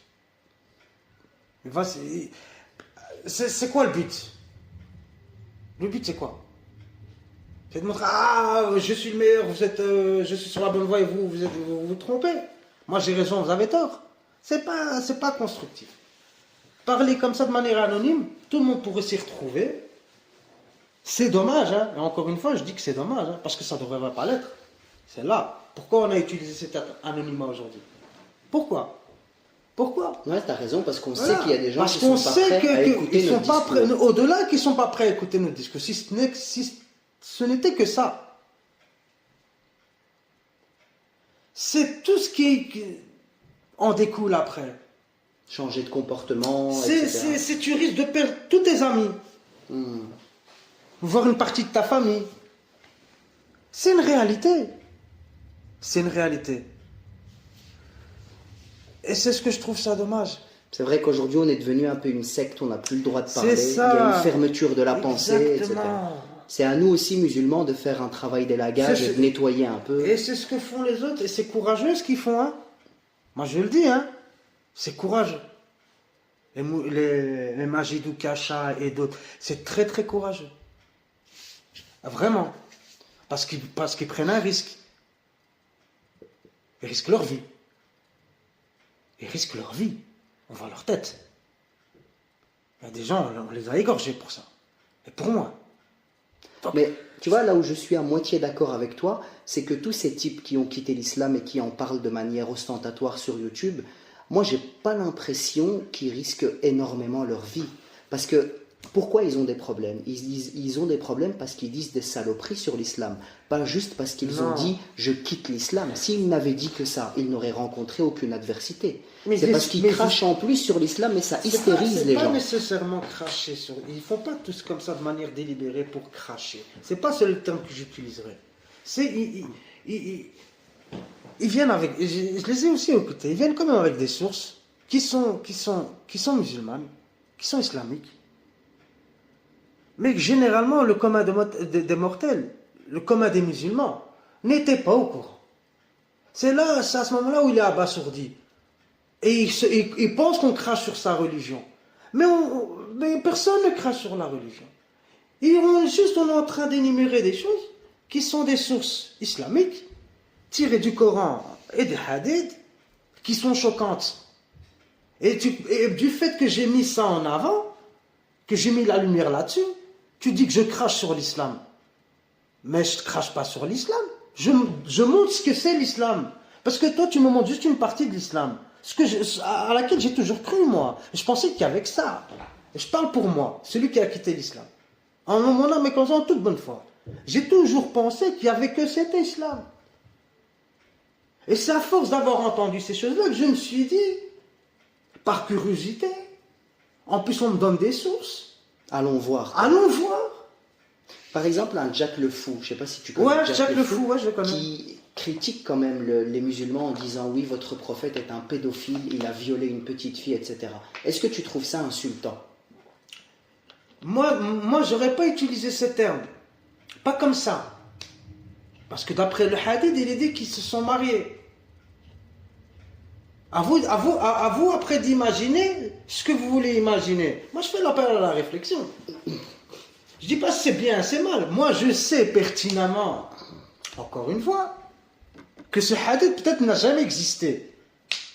On en reparle, je te dis, des 700 000, 1% pour moi, tu vois, c'est juste salir ce personnage. Tu vois. Et il y a des choses qui mettent la lumière sur ces personnages, là on les prend. Ah, ouais, regardez. Ouais, mais il faut alors aussi admettre les deux. L'autre il dit c'est sahih, l'autre est sahih. Il faut prendre les deux. Et c'est cette dichotomie. Oui. Ça, qui est...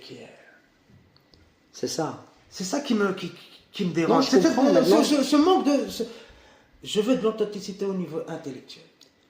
Pas de mauvaise foi. Non, clairement. Maintenant, il n'est pas question de répondre à Jack Lefond en disant oui, tu nous as insulté. Moi, il peut dire ce qu'il veut.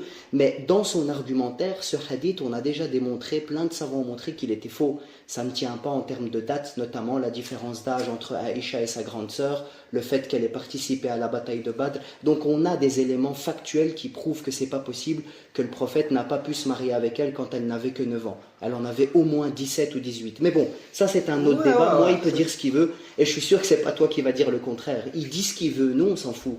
On essaye de comprendre ici. Moi, je me dis que... c'est là où je te dis qu'il faudrait faire du nettoyage. Voilà. C'est pour ça. C'est pour ça, parce que tu peux pas laisser des sources comme ça, sans fondement, sans rien, être considéré comme faisant partie du corpus de l'islam. Non, vous n'avez pas le droit de dire ça. Parce que si vous acceptez ça, vous acceptez des choses qui sont inacceptables. Clairement. Voilà. Faites la part des choses, s'il vous plaît. Dites-vous que ces messieurs, avec toutes les bonnes intentions qu'ils avaient, ils sont venus très tardivement dans l'histoire de l'islam. Ou en tout cas de son père fondateur. Et au moins cette distance, dites c'est bon.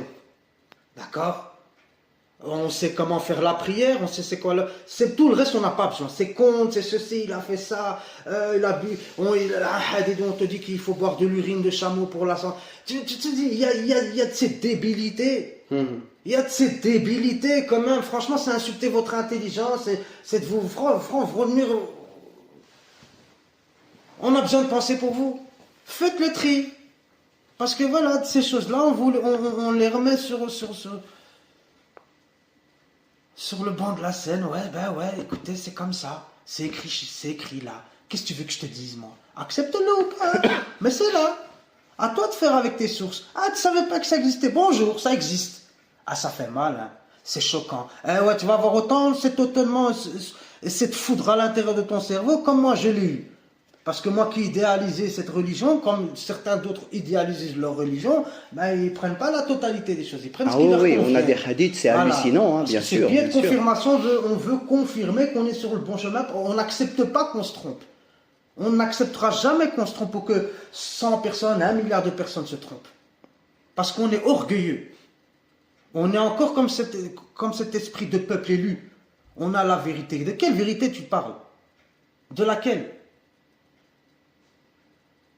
Cherchons. Mais il y a des obscénités qui sont dites à son sujet. Oui. On a des hadiths sur les compagnons du prophète qui abusaient de jeunes petits garçons, etc. Il y a des obscénités. On a vraiment des hadiths chauds dans notre patrimoine, bien sûr. On peut faire le répertoire de tout ça. C'est ça. Du coup, pour rebondir un petit peu, quelle est ta vision un petit peu? Parce que moi, ce que j'entends comme critique très souvent, c'est oui, l'islam est faux, parce que regardez dans le Coran, à un moment on dit que c'est ça, mais la science a prouvé le contraire. Et j'ai toujours trouvé que c'était un argument bidon. Parce que le Coran n'est pas un livre scientifique, c'est pas une encyclopédie. C'est un texte qui a été fait pour des bédouins, et on s'est mis à leur hauteur pour qu'ils comprennent des choses à travers des métaphores et des symboles. Comment tu te positionnes par rapport à cette approche scientifique, pseudo-scientifique du Coran? Exactement, tu l'as dit, dans ta question il y a la réponse. C'est un discours métaphorique et ce texte n'a pas pour... je pense pas qu'à la base ça avait comme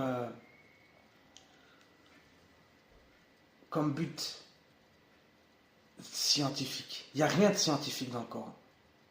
Pour moi, il n'y a rien. Ce n'est pas un livre scientifique et ça ne doit pas l'être et ça ne l'est pas. On est d'accord, on est d'accord. C'est un livre où tu peux trouver ta spiritualité il y a beaucoup de références au christianisme. Voilà. C'est une histoire. Il faut le voir comme une histoire que tu peux lire, où tu peux trouver ton sens. Ou pas. Voilà. Moi, je veux qu'on garde la distance. Mais c'est pas un livre mathématique, c'est pas un livre scientifique. Ça n'a rien de ça. Ça, c'est pour, encore une fois, c'est pour essayer de donner des miracles. Comme Jésus a donné des miracles, il faut qu'il y ait un moment des miracles pour que ça sonne vrai. Tu comprends? Jésus a fait des miracles. C'est vrai que dans le Coran, il est présenté comme l'homme des miracles. Du Comme coup, l'homme c'est des des miracles. symboles où il a vraiment accompli des miracles. J'étais pas là. Encore une fois, je te dis, moi j'ai une approche objective des choses. Pour moi, encore une fois, et je le répète, Dieu est en nous. S'il a été en Mohammed, c'est bien possible. S'il a été en Jésus, c'est bien possible. Parce qu'il est en moi, il est en toi. Est-ce que ces gens-là sont inspirés et ont été inspirés par le divin? Je leur souhaite. Parce qu'on est tous inspirés par le divin. Parce qu'on l'est tous, une partie de lui. Est-ce qu'il a fait des miracles? Possible. Mais j'étais pas là pour le voir. D'après ce qu'on raconte, il en a fait. Moi, des miracles, j'en vois tous les jours. J'en vois partout. La vie est un miracle en elle-même. Je suis là le matin, je me réveille, je suis là. Une conscience qui évolue. Ouais, pour moi, de quel miracle parle-t-on? Il a marché sur l'eau? J'en sais rien. Je ne sais pas tout ça. Mais ce que je sais, c'est que ces miracles, tout le monde veut des miracles. Pour corroborer ou conforter. C'est vrai que c'est plus vendeur d'avoir des miracles. C'est plus vendable. Un Jésus voilà, qui n'a ni père, qui a une mère, qui n'a pas d'enfant, qui ne s'est jamais marié et tout, c'est plus vendable qu'un Jésus qui ressemble à un Palestinien, qui a une descendance. C'est une lecture un peu occidentale et un peu...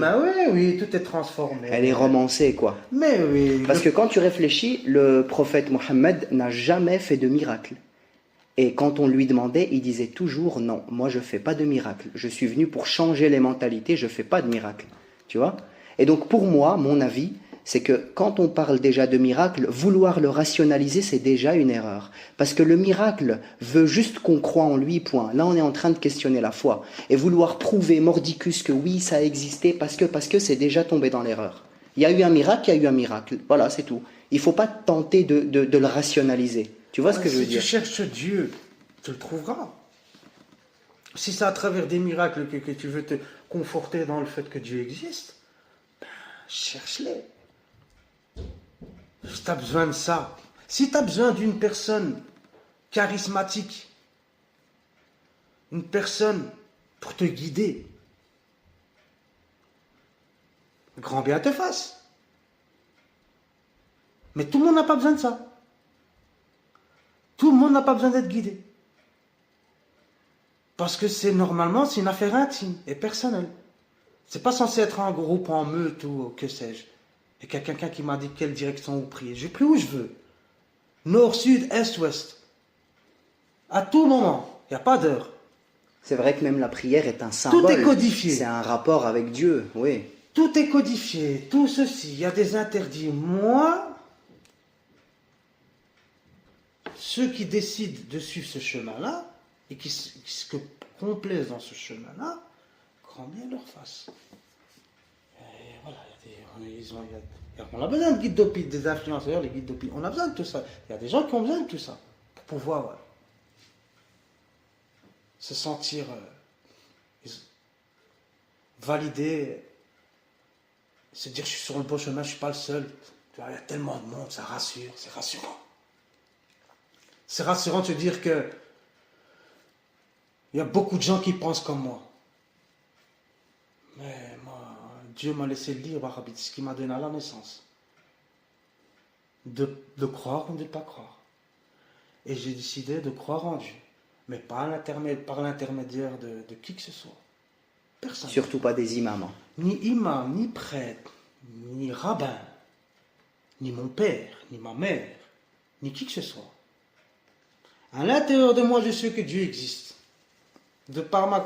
C'est C'est personnel en fait. Et d'ailleurs, ce serait l'une des croyances les plus authentiques parce qu'elle vient réellement de toi et pas de quelqu'un d'autre qui te l'a transmise. Ce serait vraiment la croyance la plus authentique qui existe. Et j'en suis sûr que les musulmans, les chrétiens, les juifs, les bouddhistes, les hindouistes, ils ont tous une part de vérité.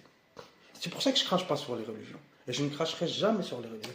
Et je ne chercherai jamais à offenser comme ça les religions. Les gens, du moins, qui adhèrent. Mes parents sont musulmans, beaucoup d'amis à moi sont musulmans. Je ne cherche pas le rapport de force, ni à les abaisser, ni à les humilier, ni à remettre en question ce dont ils croient. Parce que je vois qu'au-delà de tout ça, c'est des gens intègres, c'est des gens bons, c'est des gens qui aident leurs prochains, des gens sérieux, des gens honnêtes. Moi, toutes ces qualités-là, ça m'indique que véritablement, ils ont cerné le sens du divin. Même s'ils ont choisi un chemin différent du mien. Même ils ont besoin d'être orientés. Mais ça fait d'eux de bonnes personnes. C'est le plus important en fait. C'est pour ça que je dis, tu ne peux pas faire d'essentialisme. Tu ne peux pas faire cet amalgame, mais tout le monde. Ça n'existe pas, non. Autant il y a de musulmans, autant il y a d'islam. Si je dois résumer ma pensée, autant il y a de musulmans, autant il y a d'islam. Tu m'offres un tremplin magnifique pour notre dernier sujet. C'est justement celui de l'essentialisme et de la généralisation hâtive. C'est, on va prendre quand même le plus connu, c'est Éric Zemmour. Tu connais un petit peu ses discours, il fait l'amalgame entre les musulmans et l'islam. Je me permets quand même de donner mon avis, puis je te laisserai la parole. Pour moi, Zemmour, c'est quelqu'un qui, sur beaucoup de sujets, il a raison. J'adhère peut-être à 40-50% par rapport à ce qu'il dit. Notamment sur le fait que, en France et dans les grandes villes, les crimes et délits sont majoritairement faits par des personnes d'origine étrangère. Par contre, moi, je m'intéresse à ce qu'il dit pas. Par exemple, on sait que tout ce qui est faux, usage de faux, c'est des bons petits blancs qui le font. On sait par exemple que les homicides intrafamiliaux, c'est des petits blancs qui le font. On sait que tout ce qui est escroquerie en société, etc., c'est des petits blancs qui le font. Tout ce qui est pédophilie, c'est des petits blancs. Ça, évidemment, il n'en parle pas. Et deuxième chose, c'est qu'il est très superficiel parce que pour lui, le problème, c'est l'islam. Or, c'est pas vrai. Parce que les jeunes qui vivent dans les cités, en réalité, ils connaissent très peu leur religion. Parfois, ils ne parlent même pas leur langue natale. Mais c'est parce qu'ils vivent dans une espèce de bain multifactoriel avec des problèmes d'identité, avec des problèmes économiques, des problèmes sociaux, le fait qu'il y a un contentieux historique. Mais ces gens-là, j'ai envie de répondre à Zemmour, ils ont été à l'école en France. Pourquoi est-ce qu'ils pensent comme ça? C'est pas la faute que de l'islam. Et dernière chose, puis je te laisse la parole, c'est vrai qu'ils critiquent beaucoup l'influence de l'islam en disant on va être grand remplacé, mais il y a un grand remplacement qu'ils ne voient pas, c'est celui des Américains.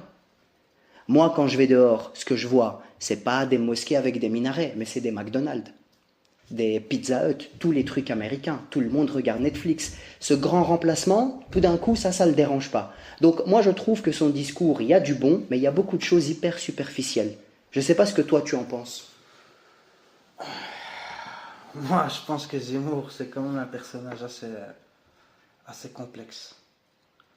Et à nuancer surtout. Il est, selon moi,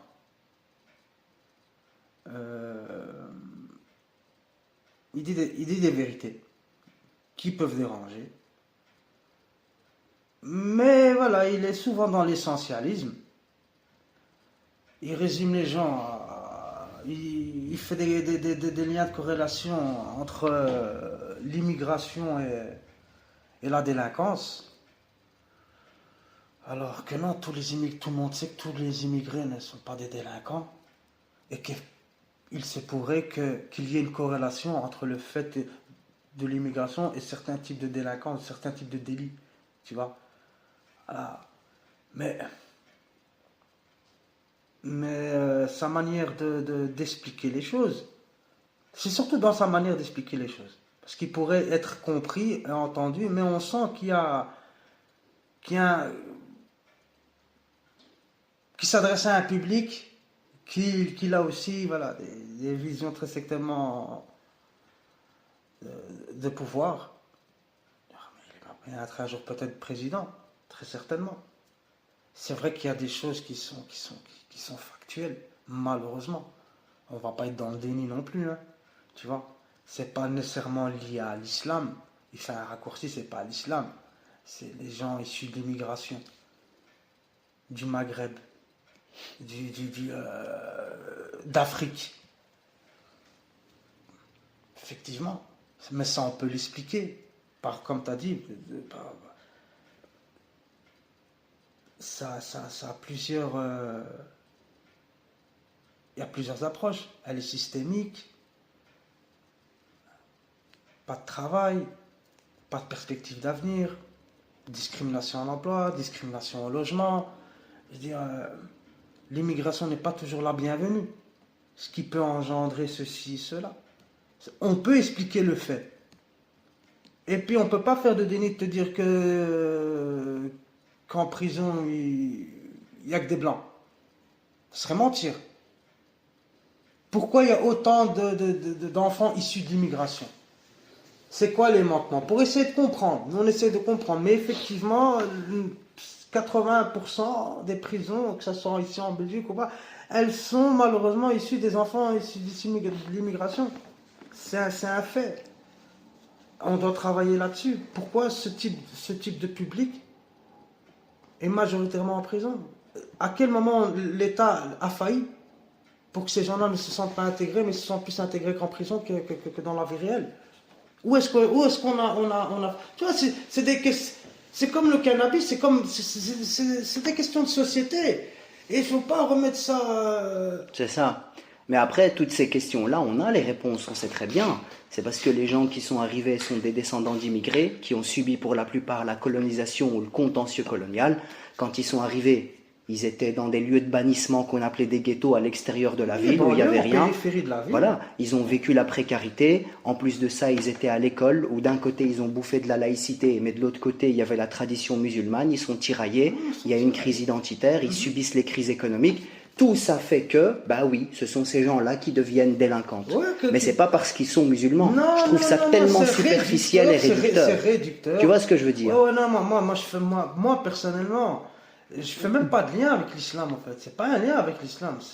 C'est un manque d'intégration d'une immigration qui est peut-être bien ou mal choisie, mais on n'a pas su les intégrer.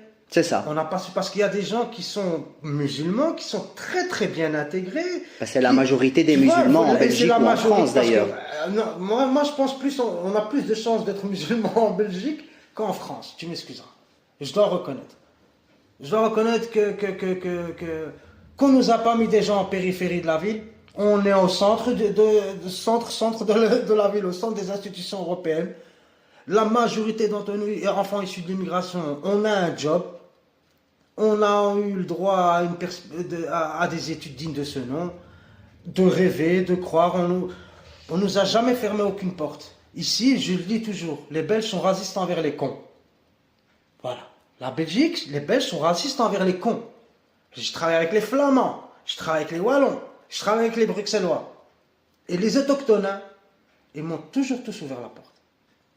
C'est effectivement, de temps en temps, j'ai pu ressentir, pour être honnête, on va dire tout est rose. Quand tu cherches un appartement dans une région, il y a des racistes partout. Il y en a, mais c'est comme ça. C'est comme ça. Mais entre-temps, on m'a pas empêché de croire en mes rêves et de parvenir à... Il y avait plus d'opportunités en Belgique qu'en France, ça c'est clair. Quand tu vois les ghettos français, c'est des gens qui n'ont rien, les pauvres. Ils sont à 1 heure du centre-ville, parfois même 2 heures du centre-ville, ils n'ont rien, on leur a mis un pauvre terrain de foot. Donc c'est des gens qui sont exclus. Et je comprends que ça crée un bain pour qu'après ils deviennent délinquants. Zemmour devrait plutôt se poser ces questions-là. Ici en Belgique, j'ai envie de me poser la question, tu vois, ça c'est délinquant, j'ai envie de leur dire, pourquoi vous n'avez pas essayé le droit chemin? En Belgique, c'était possible. C'était possible. T'es pas obligé de t'en sortir en 10 ans. T'es pas obligé de t'en sortir en... Oui, parce que t'as accès à tout. T'as accès à tout. Personne te ferme les études. Personne t'a jamais rien fermé, au fait. Tu m'aurais dit, ouais, c'est un pays... Non, c'est pas un pays raciste. Il y a des endroits où les gens... Parce que ça, je te dis, ils sont racistes envers les cons. Ils n'aiment pas certaines attitudes et comportements. C'est plus ça. Mais quand t'as des compétences, on est tous là pour le reconnaître. C'est ça. C'est valorisé en général. Oui, c'est valorisé. Donc on se sent intégré, on aime ce pays. J'aime la Belgique. Je donnerai mon sang pour la Belgique. Je suis un patriote. Parce que j'estime que ce pays m'a tout donné.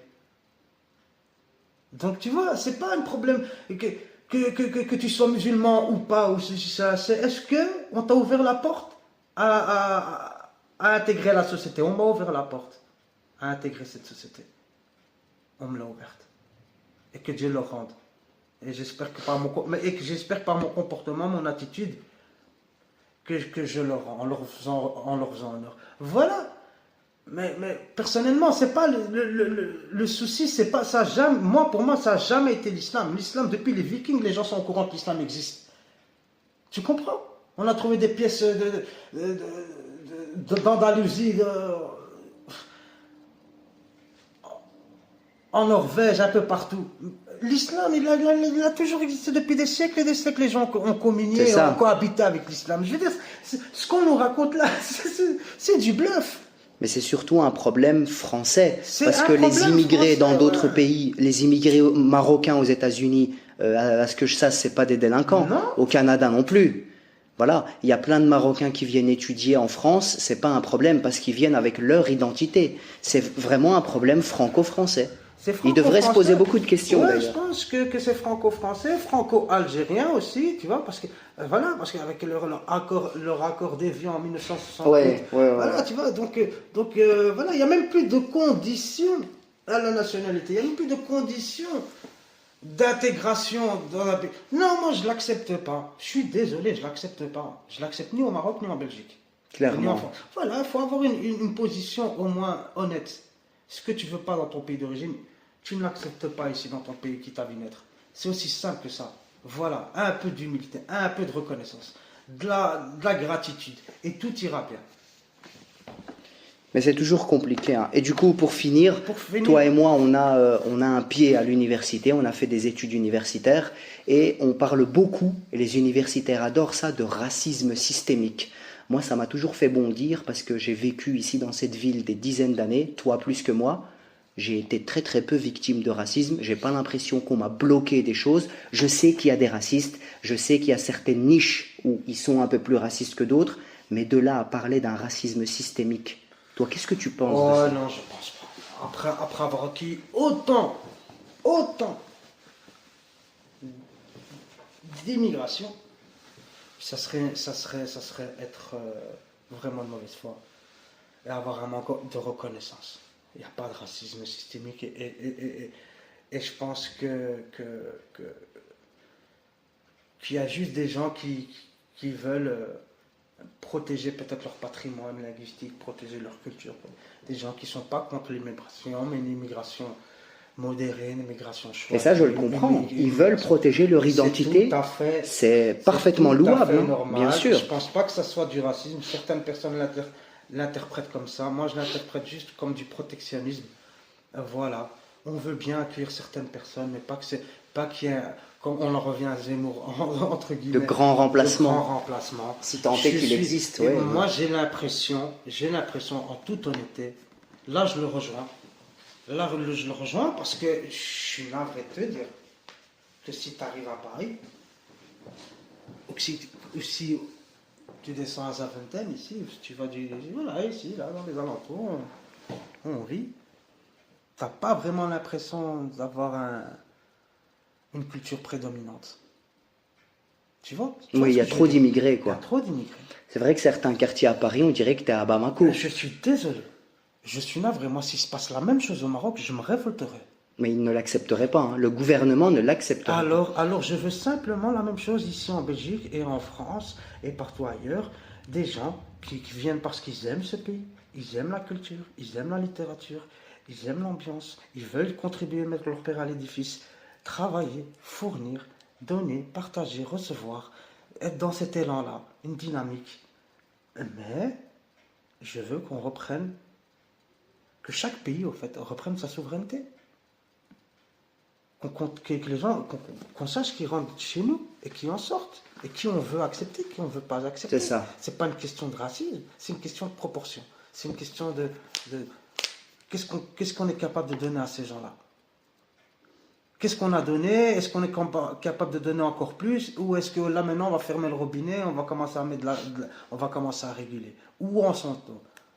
Je pense qu'on a dépassé les 30 glorieuses et que l'état-providence c'est terminé. Et ça, c'est une réalité. Mais on est dans une crise On généralisée. est dans hein, une donc, crise généralisée, un manque de repères pour beaucoup de gens. Il faut aider les gens chez eux. Si on a à aider si qu'on veut, les aide chez eux, on quoi. les aide chez eux. On n'est plus dans la capacité de les accueillir chez nous. Ils ont déjà accueilli énormément de gens. C'est ça. Bon, voilà. C'est tout. Il n'y a pas à se dire qu'ils n'ont pas le droit de ne plus être d'accord avec cette immigration incontrôlée qui revendique, qui demande et qui donne rien, qui ne partage rien, qui ne paye pas d'impôts, à qui on doit donner des aides sociales. Ces gens-là en ont marre. Ces gens-là en ont marre, mec. Et ne pas prendre en considération leur désarroi, leur angoisse, c'est ne pas leur donner du respect, au fait. C'est de se dire que non, on va jusqu'à la fin, on doit les presser jusqu'à citron. Non, mec. Non, on n'a rien on a aucune leçon à leur donner sur les marques de bienséance, sur la générosité, sur le partage et sur l'humanité. Rien. Ouais. Si on est ici, c'est qu'il y a eu une défaillance dans le pays d'origine de nos parents. D'accord? Donc on n'a pas de leçon à leur donner, ni au niveau de la conduite, ni au niveau de l'acceptation, de l'intégration. Jamais un de nos pays d'origine a intégré autant, à faire entrer autant de gens, d'immigrés chez eux. Tu vois? Quand on sera arrivé à cet équilibre-là, on verra comment nos institutions, comment l'État réagit. Là, ces gens-là, ils sont dans leurs droits. Ouais. Non, mais je suis d'accord. Et si certains, comme Zemmour, sentent le grand remplacement, je te jure que c'est pas juste un sentiment. Non, mais on sait qu'il y a un déferlement d'immigration en France. Il y en a de plus en plus, on sait très bien. Mais est-ce que ces gens-là viennent avec l'islam en arrière-plan pour créer un califat musulman? Non, ils ne sont pas du tout musulmans, ils sont musulmans par culture. Ils viennent simplement attirés par le capitalisme et la consommation. C'est tout. Mais il faut remarquer ce qu'il faut remarquer, je ne dis pas que c'est la majorité des musulmans, encore une fois, hein, pas faire d'amalgame. Hein. Mais quand même, une grosse partie a du mal à s'intégrer. Non, un problème identitaire. Ben parce qu'ils viennent en masse. Voilà, quand tu viens en masse, tu fais comme chez toi. Non pas cerner les codes, non pas cerner les mœurs, se sentent marginalisés, se sentent exclus. Pourquoi? Parce qu'il n'y a pas un travail au préalable qui a été fait. Il n'y a pas l'apprentissage de la langue, ni l'écrit, ni l'oral. C'est dur de s'intégrer quand tu n'as pas tous ces codes. Après, tu te sens exclu. Et après quoi? Tu commets des délits. Parce que tu dois t'en sortir. Mais qui t'a ouvert la porte? Qui t'a permis de venir ici sans te dire au préalable qu'il fallait tout ça? Par où t'es rentré? C'est ça. Et c'est pas un, c'est pas deux, c'est des centaines, c'est des milliers. C'est des milliers. Comme ça qui sont inconnus au bataillon et qui sont sur ton territoire. Au-delà des OQTF, en France en tout cas, ceux qui doivent l'obligation de quitter le territoire. Tu sais pas qui est rentré chez toi.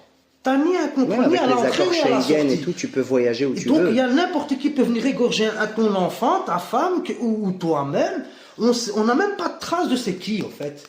On ne sait même pas, il n'y a pas d'empreinte, il n'y a rien, on ne sait pas qui tu es. Donc tu es rentré sur mon territoire et tu es ressorti incognito. C'est scandaleux. C'est scandaleux. Il n'y a plus d'État-nation. Il n'y a plus. Et le seul État, et j'espère qu'il restera comme ça aussi fort. Et je prendrai toujours pour exemple, qu'est-ce que tu viens faire ici où tu vas dormir? Vive le royaume du Maroc. Vive le royaume du Maroc. Et je le redis, vive le royaume du Maroc.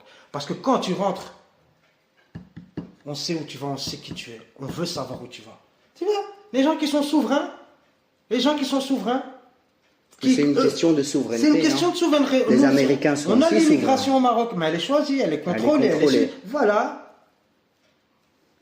On n'est pas contre l'immigration. Voilà, on a ouvert la canne. Mais il y a beaucoup d'Africains qui viennent faire leurs études au Maroc. Avant d'arriver au Maroc, là maintenant pour cette canne, tu dois avoir le visa, payer ton ticket, payer une chambre d'hôtel. On veut savoir où tu vas, tout est contrôlé. C'est voilà. ça. C'est ce que je demande. Sinon, vous êtes les bienvenus. Marhaba bikoum. Marhaba. Mais il y a des exemples où ça fonctionne. Et puis, voilà. Et l'Europe, juste en face, c'est un gruyère. Ah ben, sur ces bonnes paroles, je ne sais pas si tu as autre chose à ajouter, s'il y a une thématique que tu voudrais encore aborder. On a balayé quand même beaucoup de choses. Ça fait 1h50 qu'on est ensemble. Écoute, je crois qu'on a fait le tour. Mais la prochaine fois, on reviendra vraiment avec, pour celui qui veut des sources claires en ce qui concerne ce qu'on a dit, les hadiths, certains versets du Coran, c'est ça, si vous voulez approfondir. Mais je pense que, que la vérité, elle est entre votre main, entre vos mains. Cherchez et vous trouverez. Mais on peut en parler. Ah bah voilà, sur les conseils de notre cher ami. On fera effectivement une autre vidéo ensemble, un autre podcast. Ici, l'idée, c'était simplement un petit échange, c'était un peu décousu, on a parlé de tout et n'importe quoi. Et donc, merci à nos auditeurs Merci et merci à vous. à une prochaine.